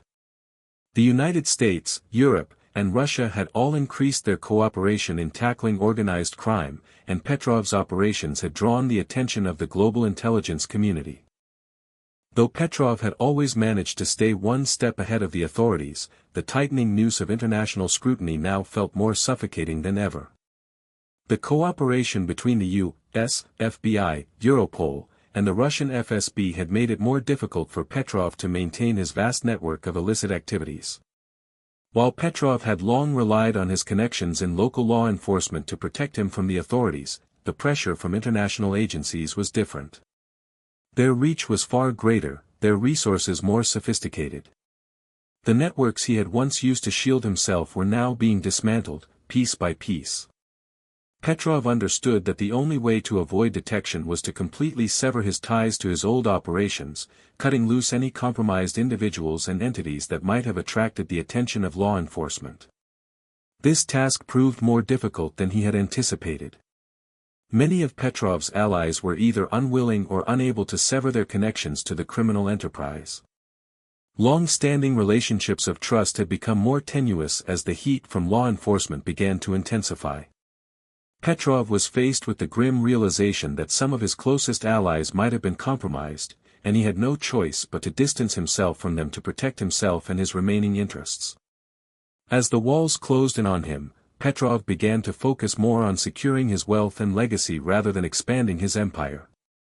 He had always prided himself on his ability to amass untold riches through strategic investments, but now, he had to think about how to preserve them for the future.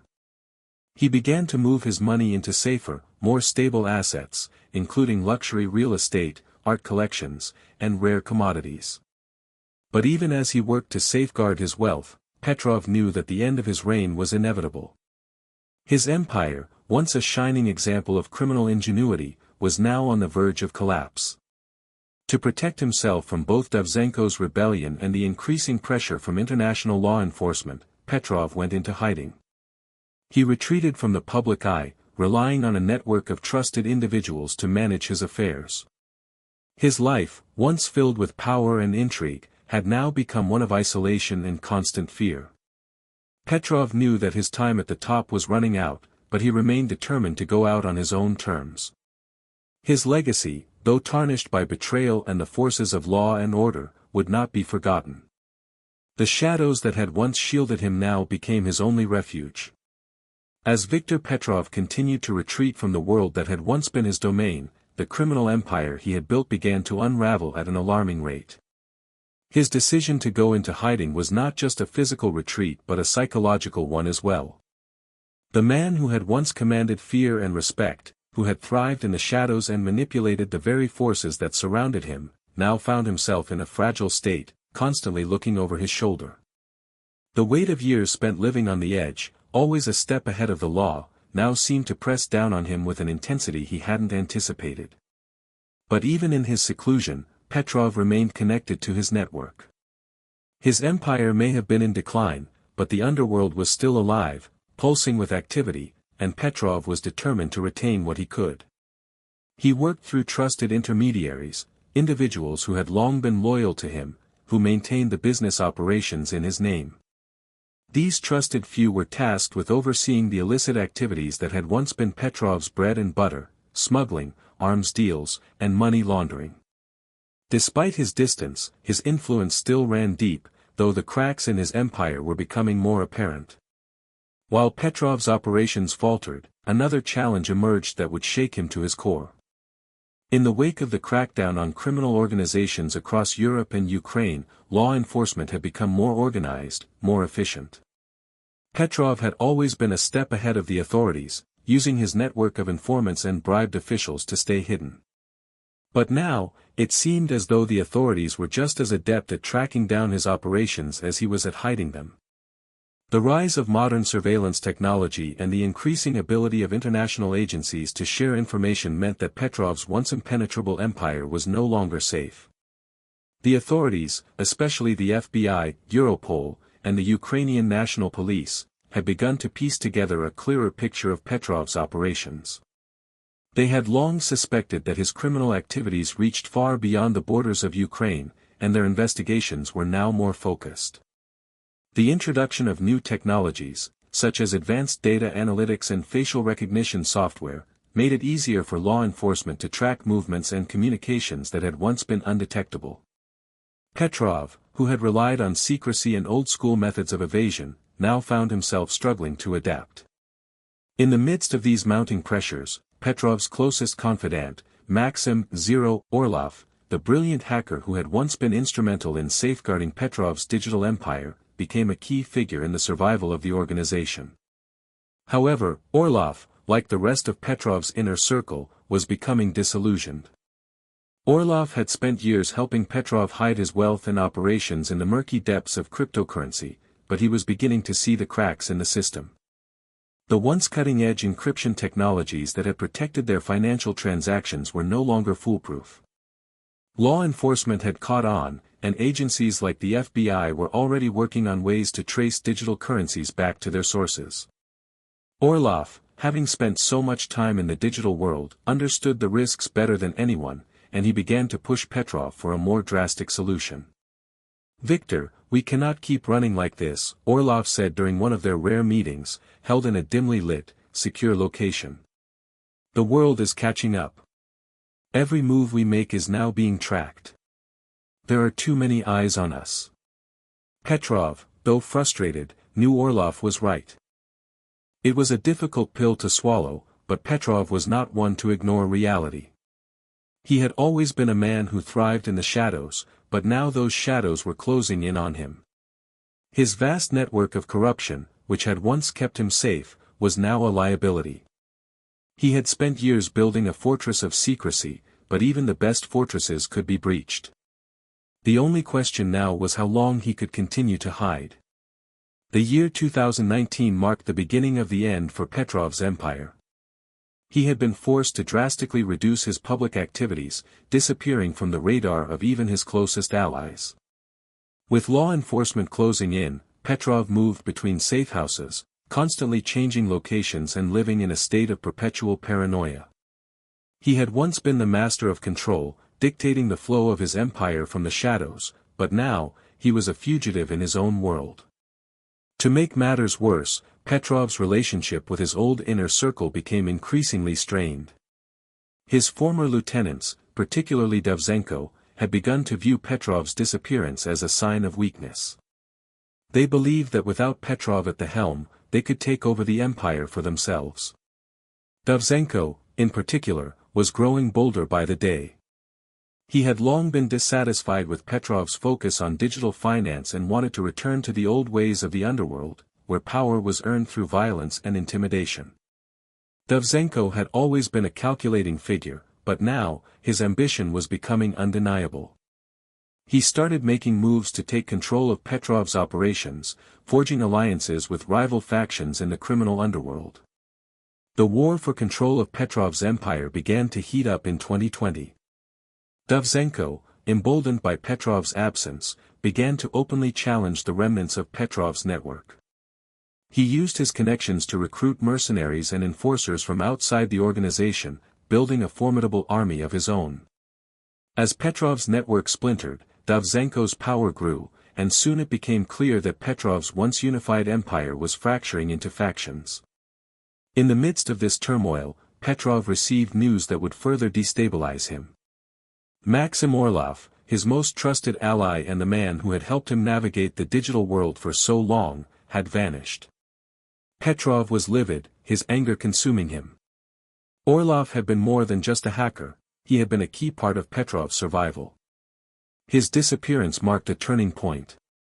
Petrov had already been retreating from the world, but now, with Orlov gone, he felt the weight of his empire's collapse more than ever. The loss of Orlov was not just a personal blow, it was the final straw. The man who had once been able to hide Petrov's every move, who had shielded him from the prying eyes of the authorities, was no longer there to protect him. Petrov understood that the days of his empire were over. Even if he could escape the authorities' grasp, there was no returning to the life he had once known. His network was broken, his allies scattered, and his enemies, both external and internal, were closing in. Petrov knew that the only way forward was to disappear completely. His legacy, once built on power and dominance, now seemed like a distant memory. He had become a shadow of the man he once was, his every step calculated to avoid the inevitable. As the years passed, Petrov faded from public view, his name becoming a whisper in the criminal underworld. The story of Victor, Shadow Ledger, Petrov, once a legend of the Ukrainian mafia, was now relegated to the past. His legacy, built on a web of corruption, violence, and ambition, would forever remain in the shadows where he had lived.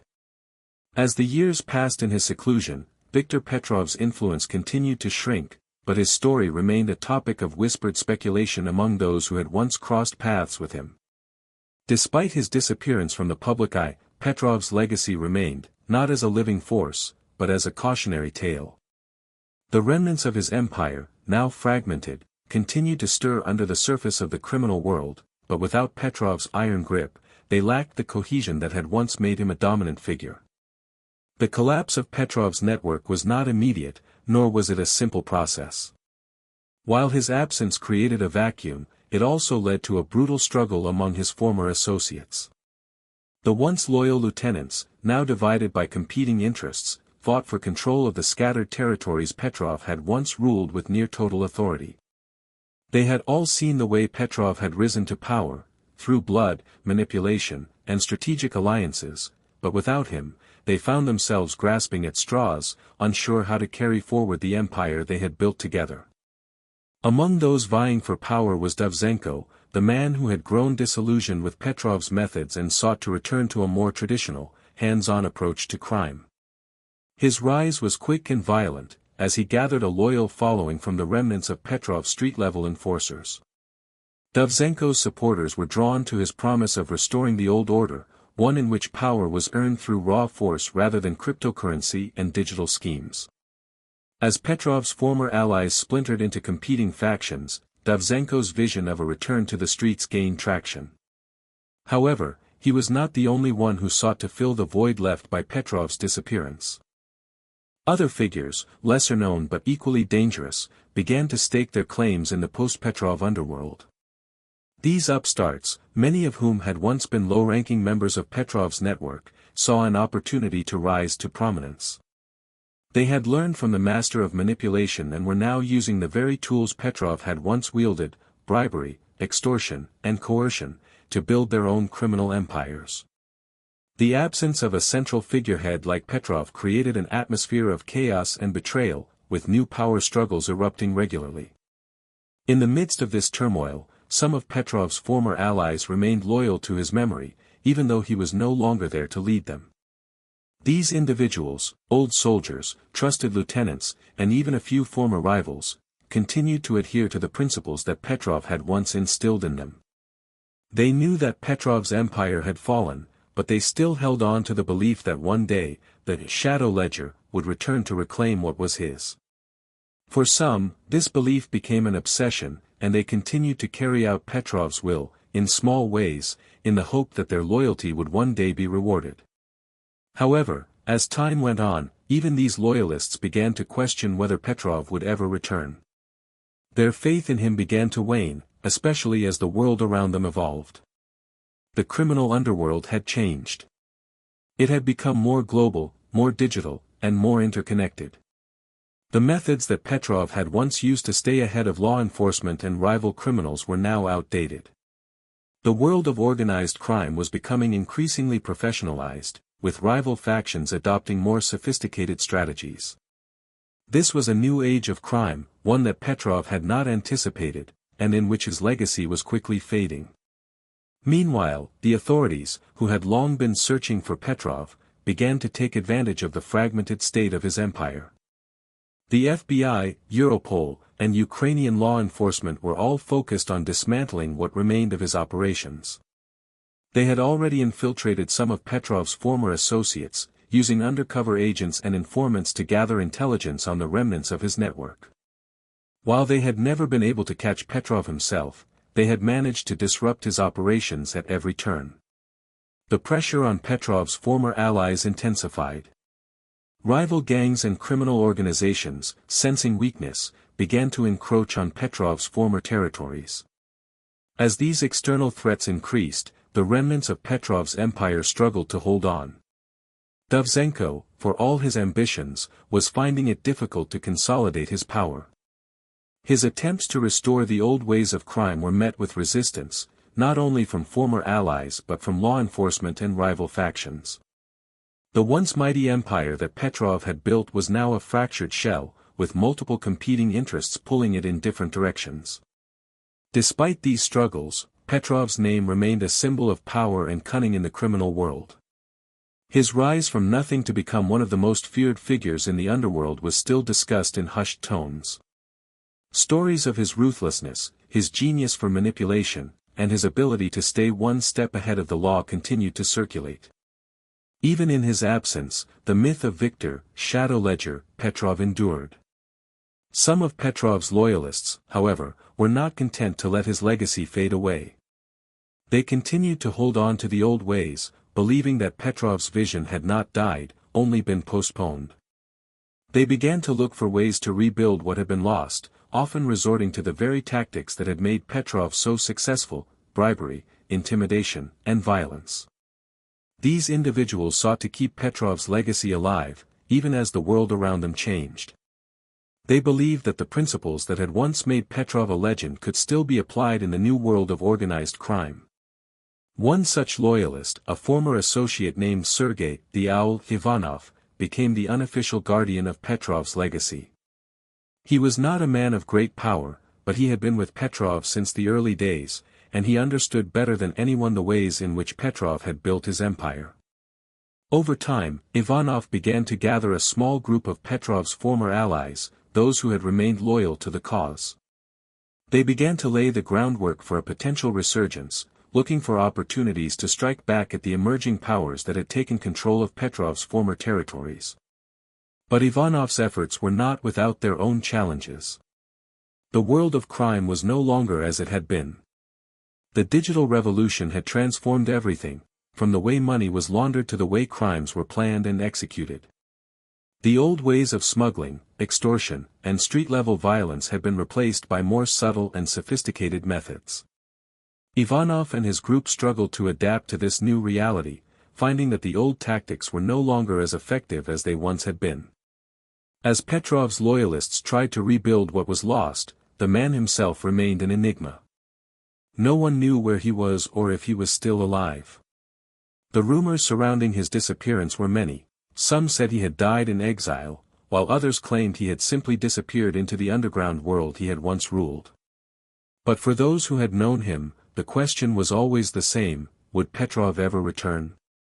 For some, the hope that he would rise again was enough to keep the dream alive. And so, Viktor Petrov's story lingered on, like a fading ghost haunting the criminal world he had once dominated. His empire might have fallen, but the legend of the Shadow Ledger would never truly die. As the years dragged on in the shadow of Viktor Petrov's disappearance, the underworld continued to evolve, and with it, the legacy of his empire. Petrov's former associates, those who had once been loyal to him, began to splinter into factions. Without a central figure to unite them, many turned to more aggressive and underhanded methods of gaining power. The world Petrov had once dominated had shifted in ways he had never predicted, and those who had once served him found themselves struggling to adapt. Among the rising figures in the criminal world was Viktor's old rival, Pavel Dovzhenko. Dovzhenko had once been a minor player in Petrov's network, a soldier in the shadows, but now he had his own ambitions. With Petrov gone, Dovzhenko saw an opportunity to rise to the top, and he wasted no time in gathering a following. His tactics were simple but effective. He promised his new recruits what Petrov had once offered: wealth, power, and the ability to rise above their station. But Dovzhenko's rise was not without its challenges. The criminal world was no longer what it had been during Petrov's heyday. Gone were the days of brutal enforcement, extortion, and heavy-handed tactics. The new criminal underworld was more sophisticated, more organized, and more connected globally. The rise of digital technology, with its ability to facilitate everything from money laundering to arms deals, had transformed the landscape. Dovzhenko, however, was a creature of the past, and he struggled to adapt. His attempts to return to traditional, violent methods of controlling territory were met with increasing resistance from rival factions, as well as law enforcement, who were becoming more adept at tracking criminal activities across borders. Petrov's legacy still haunted the streets of Kiev, even as new leaders attempted to carve out their own space in the criminal world. His name was spoken in hushed tones among those who had once feared him, and his methods, though outdated, continued to influence the way many organized crime groups operated. It was as if Petrov had left behind an indelible mark, a shadow that no one could fully escape. Yet, at the same time, his absence had left a void, a space in which new powers could emerge, and old allegiances could dissolve. Among the loyalists who still held on to the hope that Petrov would return was Sergei, the owl Ivanov. A man of few words but many secrets, Ivanov had been a trusted lieutenant of Petrov during the height of his power. Ivanov had seen the cracks forming long before Petrov's downfall, but he had always believed in the old man's ability to weather the storm. When Petrov disappeared, Ivanov found himself in a strange position. He was neither a leader nor a follower but a man caught between the past and the future. In the years following Petrov's disappearance, Ivanov became a reluctant guardian of the old ways.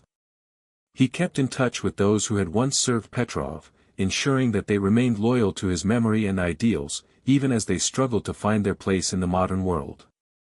Ivanov knew that the world had changed, but he also understood that some things, loyalty, tradition, and respect, could never be easily replaced. He kept the flame of Petrov's legacy alive, reaching out to former allies, trying to convince them that their former leader's vision had not died, merely gone dormant. But as time passed, Ivanov began to see the futility of his mission.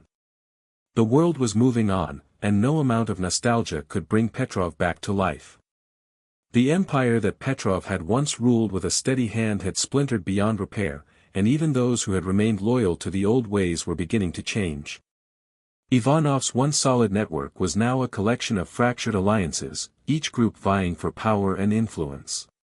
He could feel the tension mounting, the old order collapsing under the weight of the new world. In 2022, Ivanov made a decision that would change everything.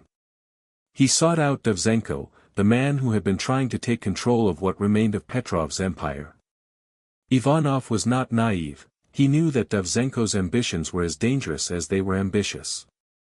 But Ivanov also understood that if there was any hope of restoring what Petrov had built, it would require a certain amount of pragmatism. The past could not be revived, but perhaps a new order could be forged. Their meeting was held in a neutral location, an abandoned warehouse on the outskirts of Kiev. Ivanov arrived first, his mind racing with the weight of what he was about to propose. Davzenko arrived shortly after, flanked by a small group of loyal men. There was a tense silence as the two men sized each other up, each aware of the other's ambition and the precarious position they both found themselves in. "I've come to offer a deal," Ivanov said, his voice calm but firm. "Petrov is gone, and we both know that his empire is fractured. But there is still power to be had, if we can find a way to unite what remains." Davzenko raised an eyebrow, his expression unreadable.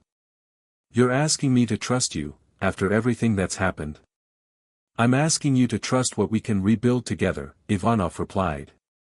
"The world has changed, and we can't afford to keep fighting over scraps. If we can pool our resources, we can create something that will last." The two men spoke for hours, each trying to convince the other that their vision for the future was the right one. In the end, a fragile agreement was reached. Davzenko would maintain control over the territory he had already claimed, but Ivanov would bring his network of loyalists into the fold, and together, they would build a new criminal organization, one that was both modern and rooted in the traditions that Petrov had once embodied. It was a tenuous alliance, one forged out of necessity rather than friendship, but it was the best chance either of them had for survival. The alliance between Ivanov and Davzenko marked the beginning of a new chapter in the criminal world of Ukraine. It was not the revival of Petrov's empire, but it was a step toward consolidating the fractured underworld that had been left in the wake of his disappearance.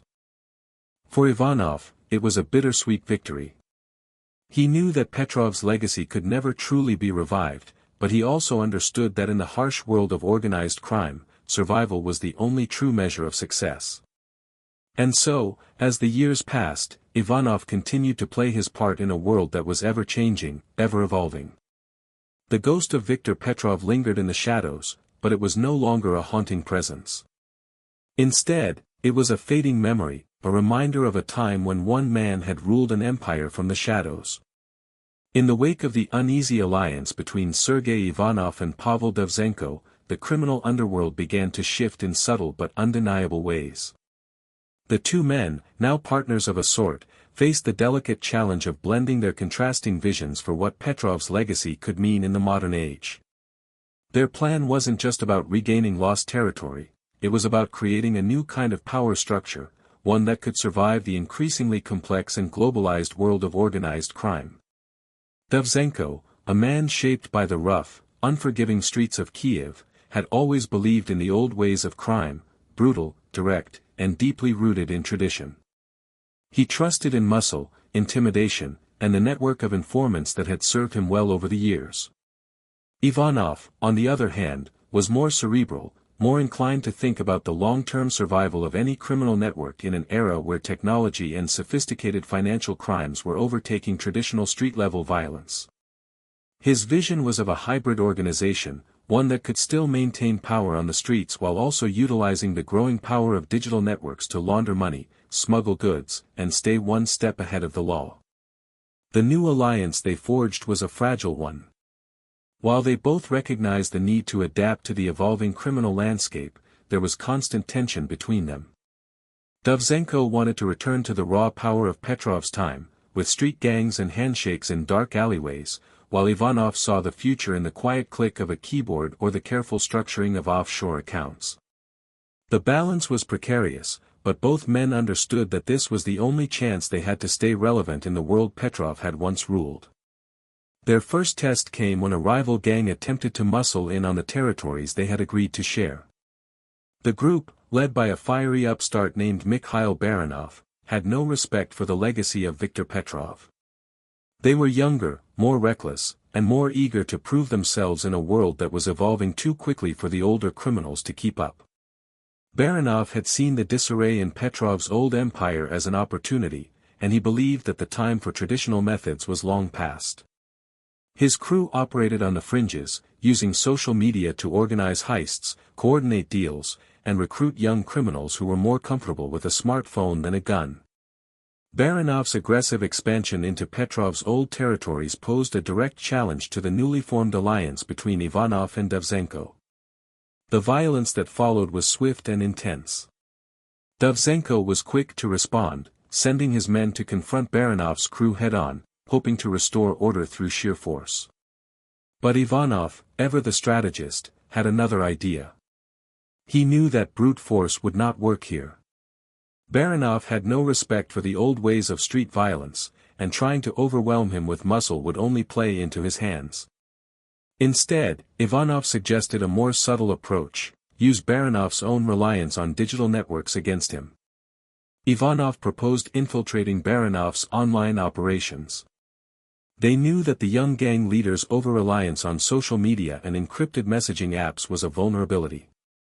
Using a combination of social engineering tactics and cyber infiltration, Ivanov's network of hackers slowly began to chip away at Baranov's digital empire. They gained access to private chats, financial transactions, and criminal networks Baranov had used to coordinate illegal activities. It wasn't long before they had gathered enough information to turn the tables. Meanwhile, Dovzhenko's men clashed with Baranov's crew in the streets. The young gang leader's bravado only fueled the violence, and a bloody battle for control erupted. As both sides fought for dominance, Ivanov worked behind the scenes to sabotage Baranov's efforts. Slowly, the younger gang's network began to unravel. The same social media platforms that had once empowered them were now their undoing. Messages were intercepted, plans were leaked, and key members were arrested or forced into hiding. In the end, the once promising upstart gang was crushed under the weight of its own hubris. Baranov, realizing that he had been outplayed, went into hiding, and his crew scattered. The victory was bittersweet, however.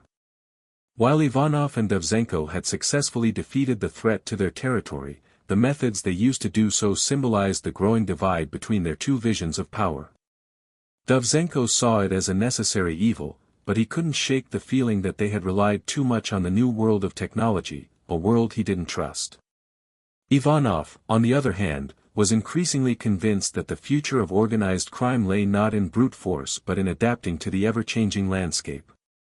The tension between the two men continued to grow as their criminal empire began to stabilize. Dovzhenko continued to expand his influence in the streets, while Ivanov pushed harder to integrate more modern financial tactics, such as online fraud, cybercrime, and cryptocurrency trading, into their operations. Both men were aware that the world was shifting under their feet, but neither was willing to fully embrace the other's methods. Their uneasy partnership began to strain at the edges as they sought to assert their dominance in different realms of the criminal world. Yet, despite the tensions, there were some victories. The alliance provided a buffer against the increasing pressure from law enforcement, who have been keenly aware of the resurgence of organized crime in Ukraine. With Ivanov's digital prowess and Dovzhenko's traditional muscle, they were able to keep a step ahead of the authorities. Money laundering operations expanded into international markets, using the latest technologies to hide illicit transactions. They also gained access to underground weapons markets and began smuggling goods through ports and online channels, utilizing networks they had previously lacked. However, the pressure was mounting. Dovzhenko's resentment of the modernizing tactics grew, and Ivanov's frustration with Dovzhenko's old-fashioned methods became more pronounced. The more Ivanov embraced the digital frontier, the more Dovzhenko became increasingly disillusioned with what he saw as the softness of cybercrimes. He wanted blood, and he wanted control, direct, visceral, and unyielding. The dichotomy between them, which had once been a useful balance, was now threatening to undo everything they had built. As their criminal empire grew, so did the sense that they were walking a fine line between success and inevitable collapse.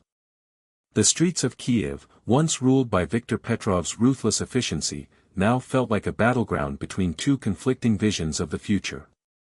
The old world of crime, which Petrov had mastered, was fading away, and the new world, where information and digital networks were becoming the currency of power, was quickly emerging. Ivanov and Dovzhenko both realized that they couldn't keep living in the past, no matter how much either of them might wish for the glory days of Petrov's reign. In the end, they were faced with an inescapable truth: they had to evolve, or they would be left behind. But evolution came with its own costs. The uneasy truce between them was beginning to fray, and soon enough, it was clear that only one could claim the legacy of Viktor, Shadow Ledger, Petrov. As the tension between Sergei Ivanov and Pavel Dovzhenko reached its boiling point, it became clear that the fragile alliance between the two men could no longer hold. Their conflicting visions for the future of the criminal empire they had inherited from Viktor Petrov were no longer reconcilable. What had once been a partnership born out of necessity had evolved into a power struggle that would ultimately decide the future of the underworld they ruled. The cracks first began to show during a high-stakes meeting between the two men in late 2023. The topic on the table was the expansion of their empire into new territories, namely, the lucrative markets of Western Europe. Dovzhenko, with his deep connections to the old guard, was adamant that they should rely on traditional methods of smuggling and extortion to establish dominance in these new regions. He believed that only brute force, combined with well-placed bribes and a network of loyal enforcers, could secure their position. Ivanov, however, saw things differently. He understood that the international criminal landscape had evolved. It wasn't enough to rely on the old methods anymore. Technology, money laundering, and cybercrime were now key to establishing long-term power. The disagreement escalated quickly, with both men digging in their heels. Dovzhenko accused Ivanov of losing touch with reality, of betraying the legacy of Petrov by trying to turn the criminal empire into something more akin to a legitimate business. Ivanov, in turn, criticized Dovzhenko's stubbornness, claiming that his old-school approach was outdated and that it would only make them vulnerable to law enforcement and rival gangs who were adapting to the changing times. For hours, the two men exchanged heated words, each one trying to outmaneuver the other. But as the meeting drew to a close, it became painfully clear that there was no middle ground between them. Their visions of the future were fundamentally incompatible, and the time for cooperation had passed. In the weeks that followed, the conflict between Ivanov and Dovzhenko deepened.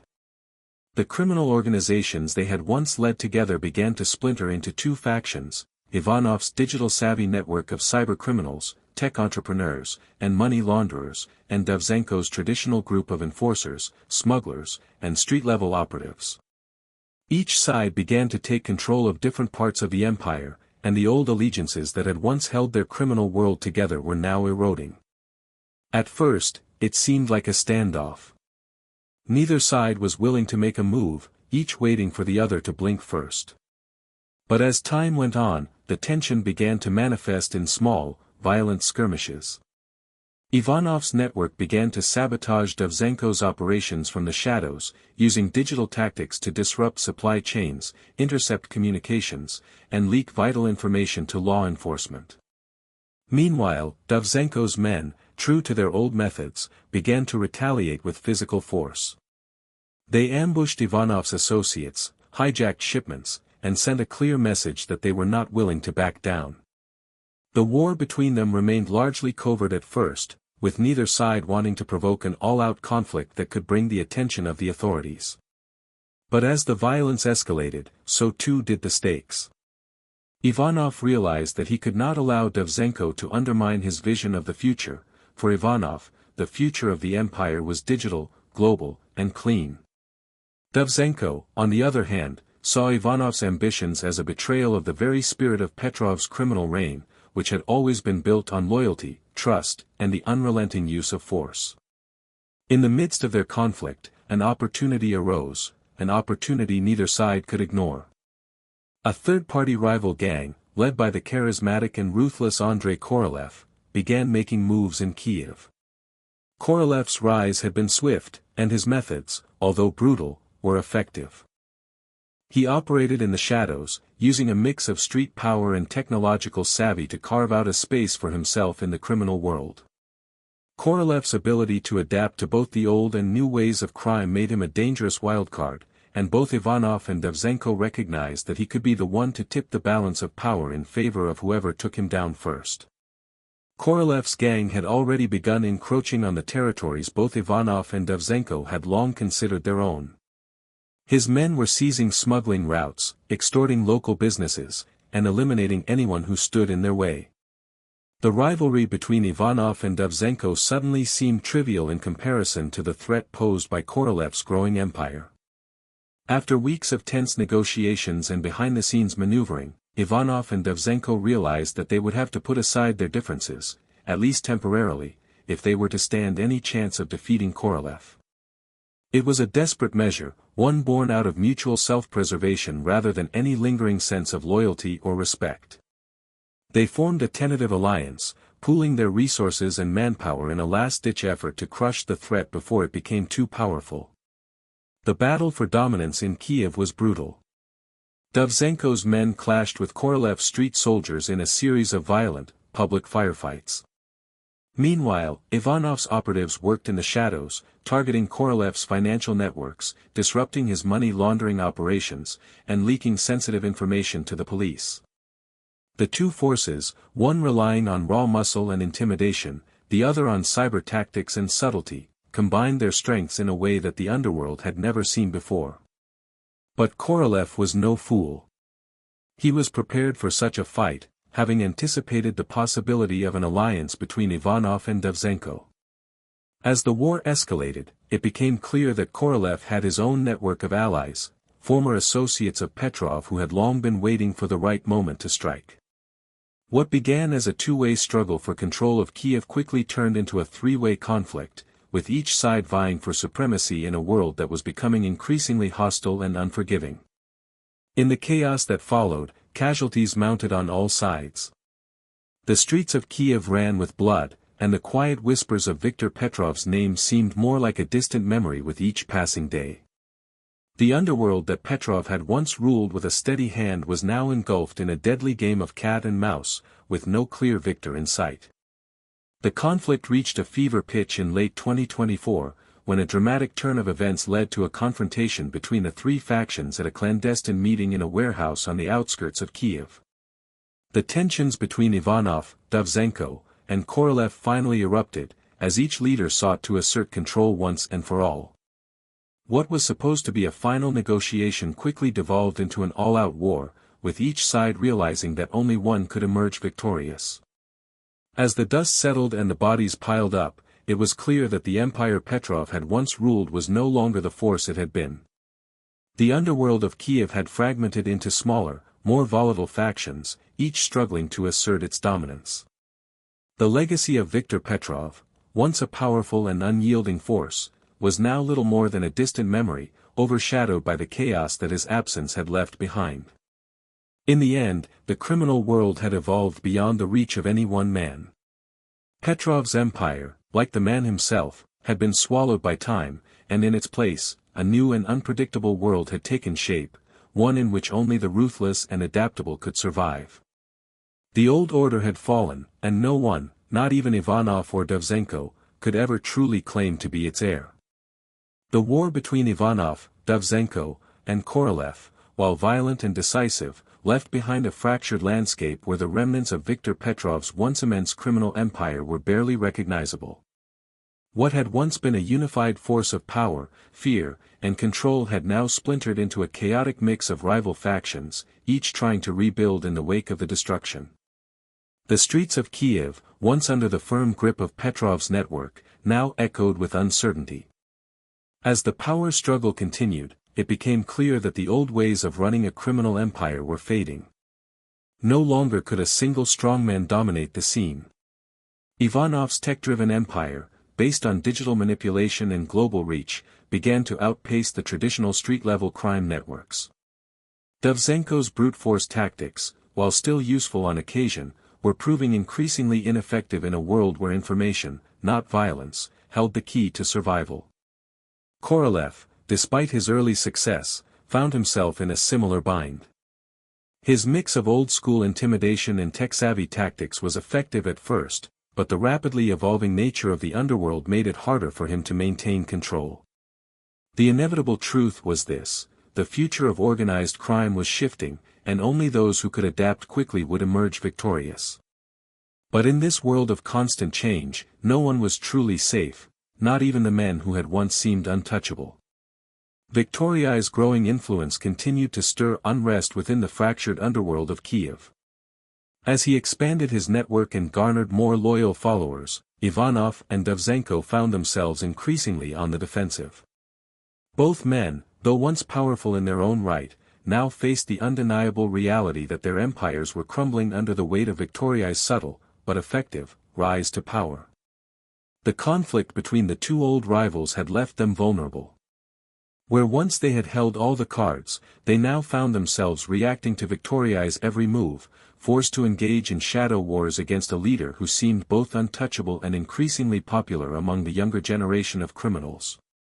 For all their resources, Ivanov's technological prowess and Dovzhenko's old-school muscle, they lacked the unifying vision that Victoria offered, a vision that straddled both the digital world and the gritty streets. In this new landscape, survival was no longer about sheer force or sophisticated tech alone, it was about adaptability. Victoria, a man who had observed from the sidelines for so long, understood the importance of blending old loyalties with the future of crime. The once unchallenged reigns of Ivanov and Dovzhenko were slipping further from their grasp. The criminal empire Petrov had once ruled was now a mere ghost of its former self.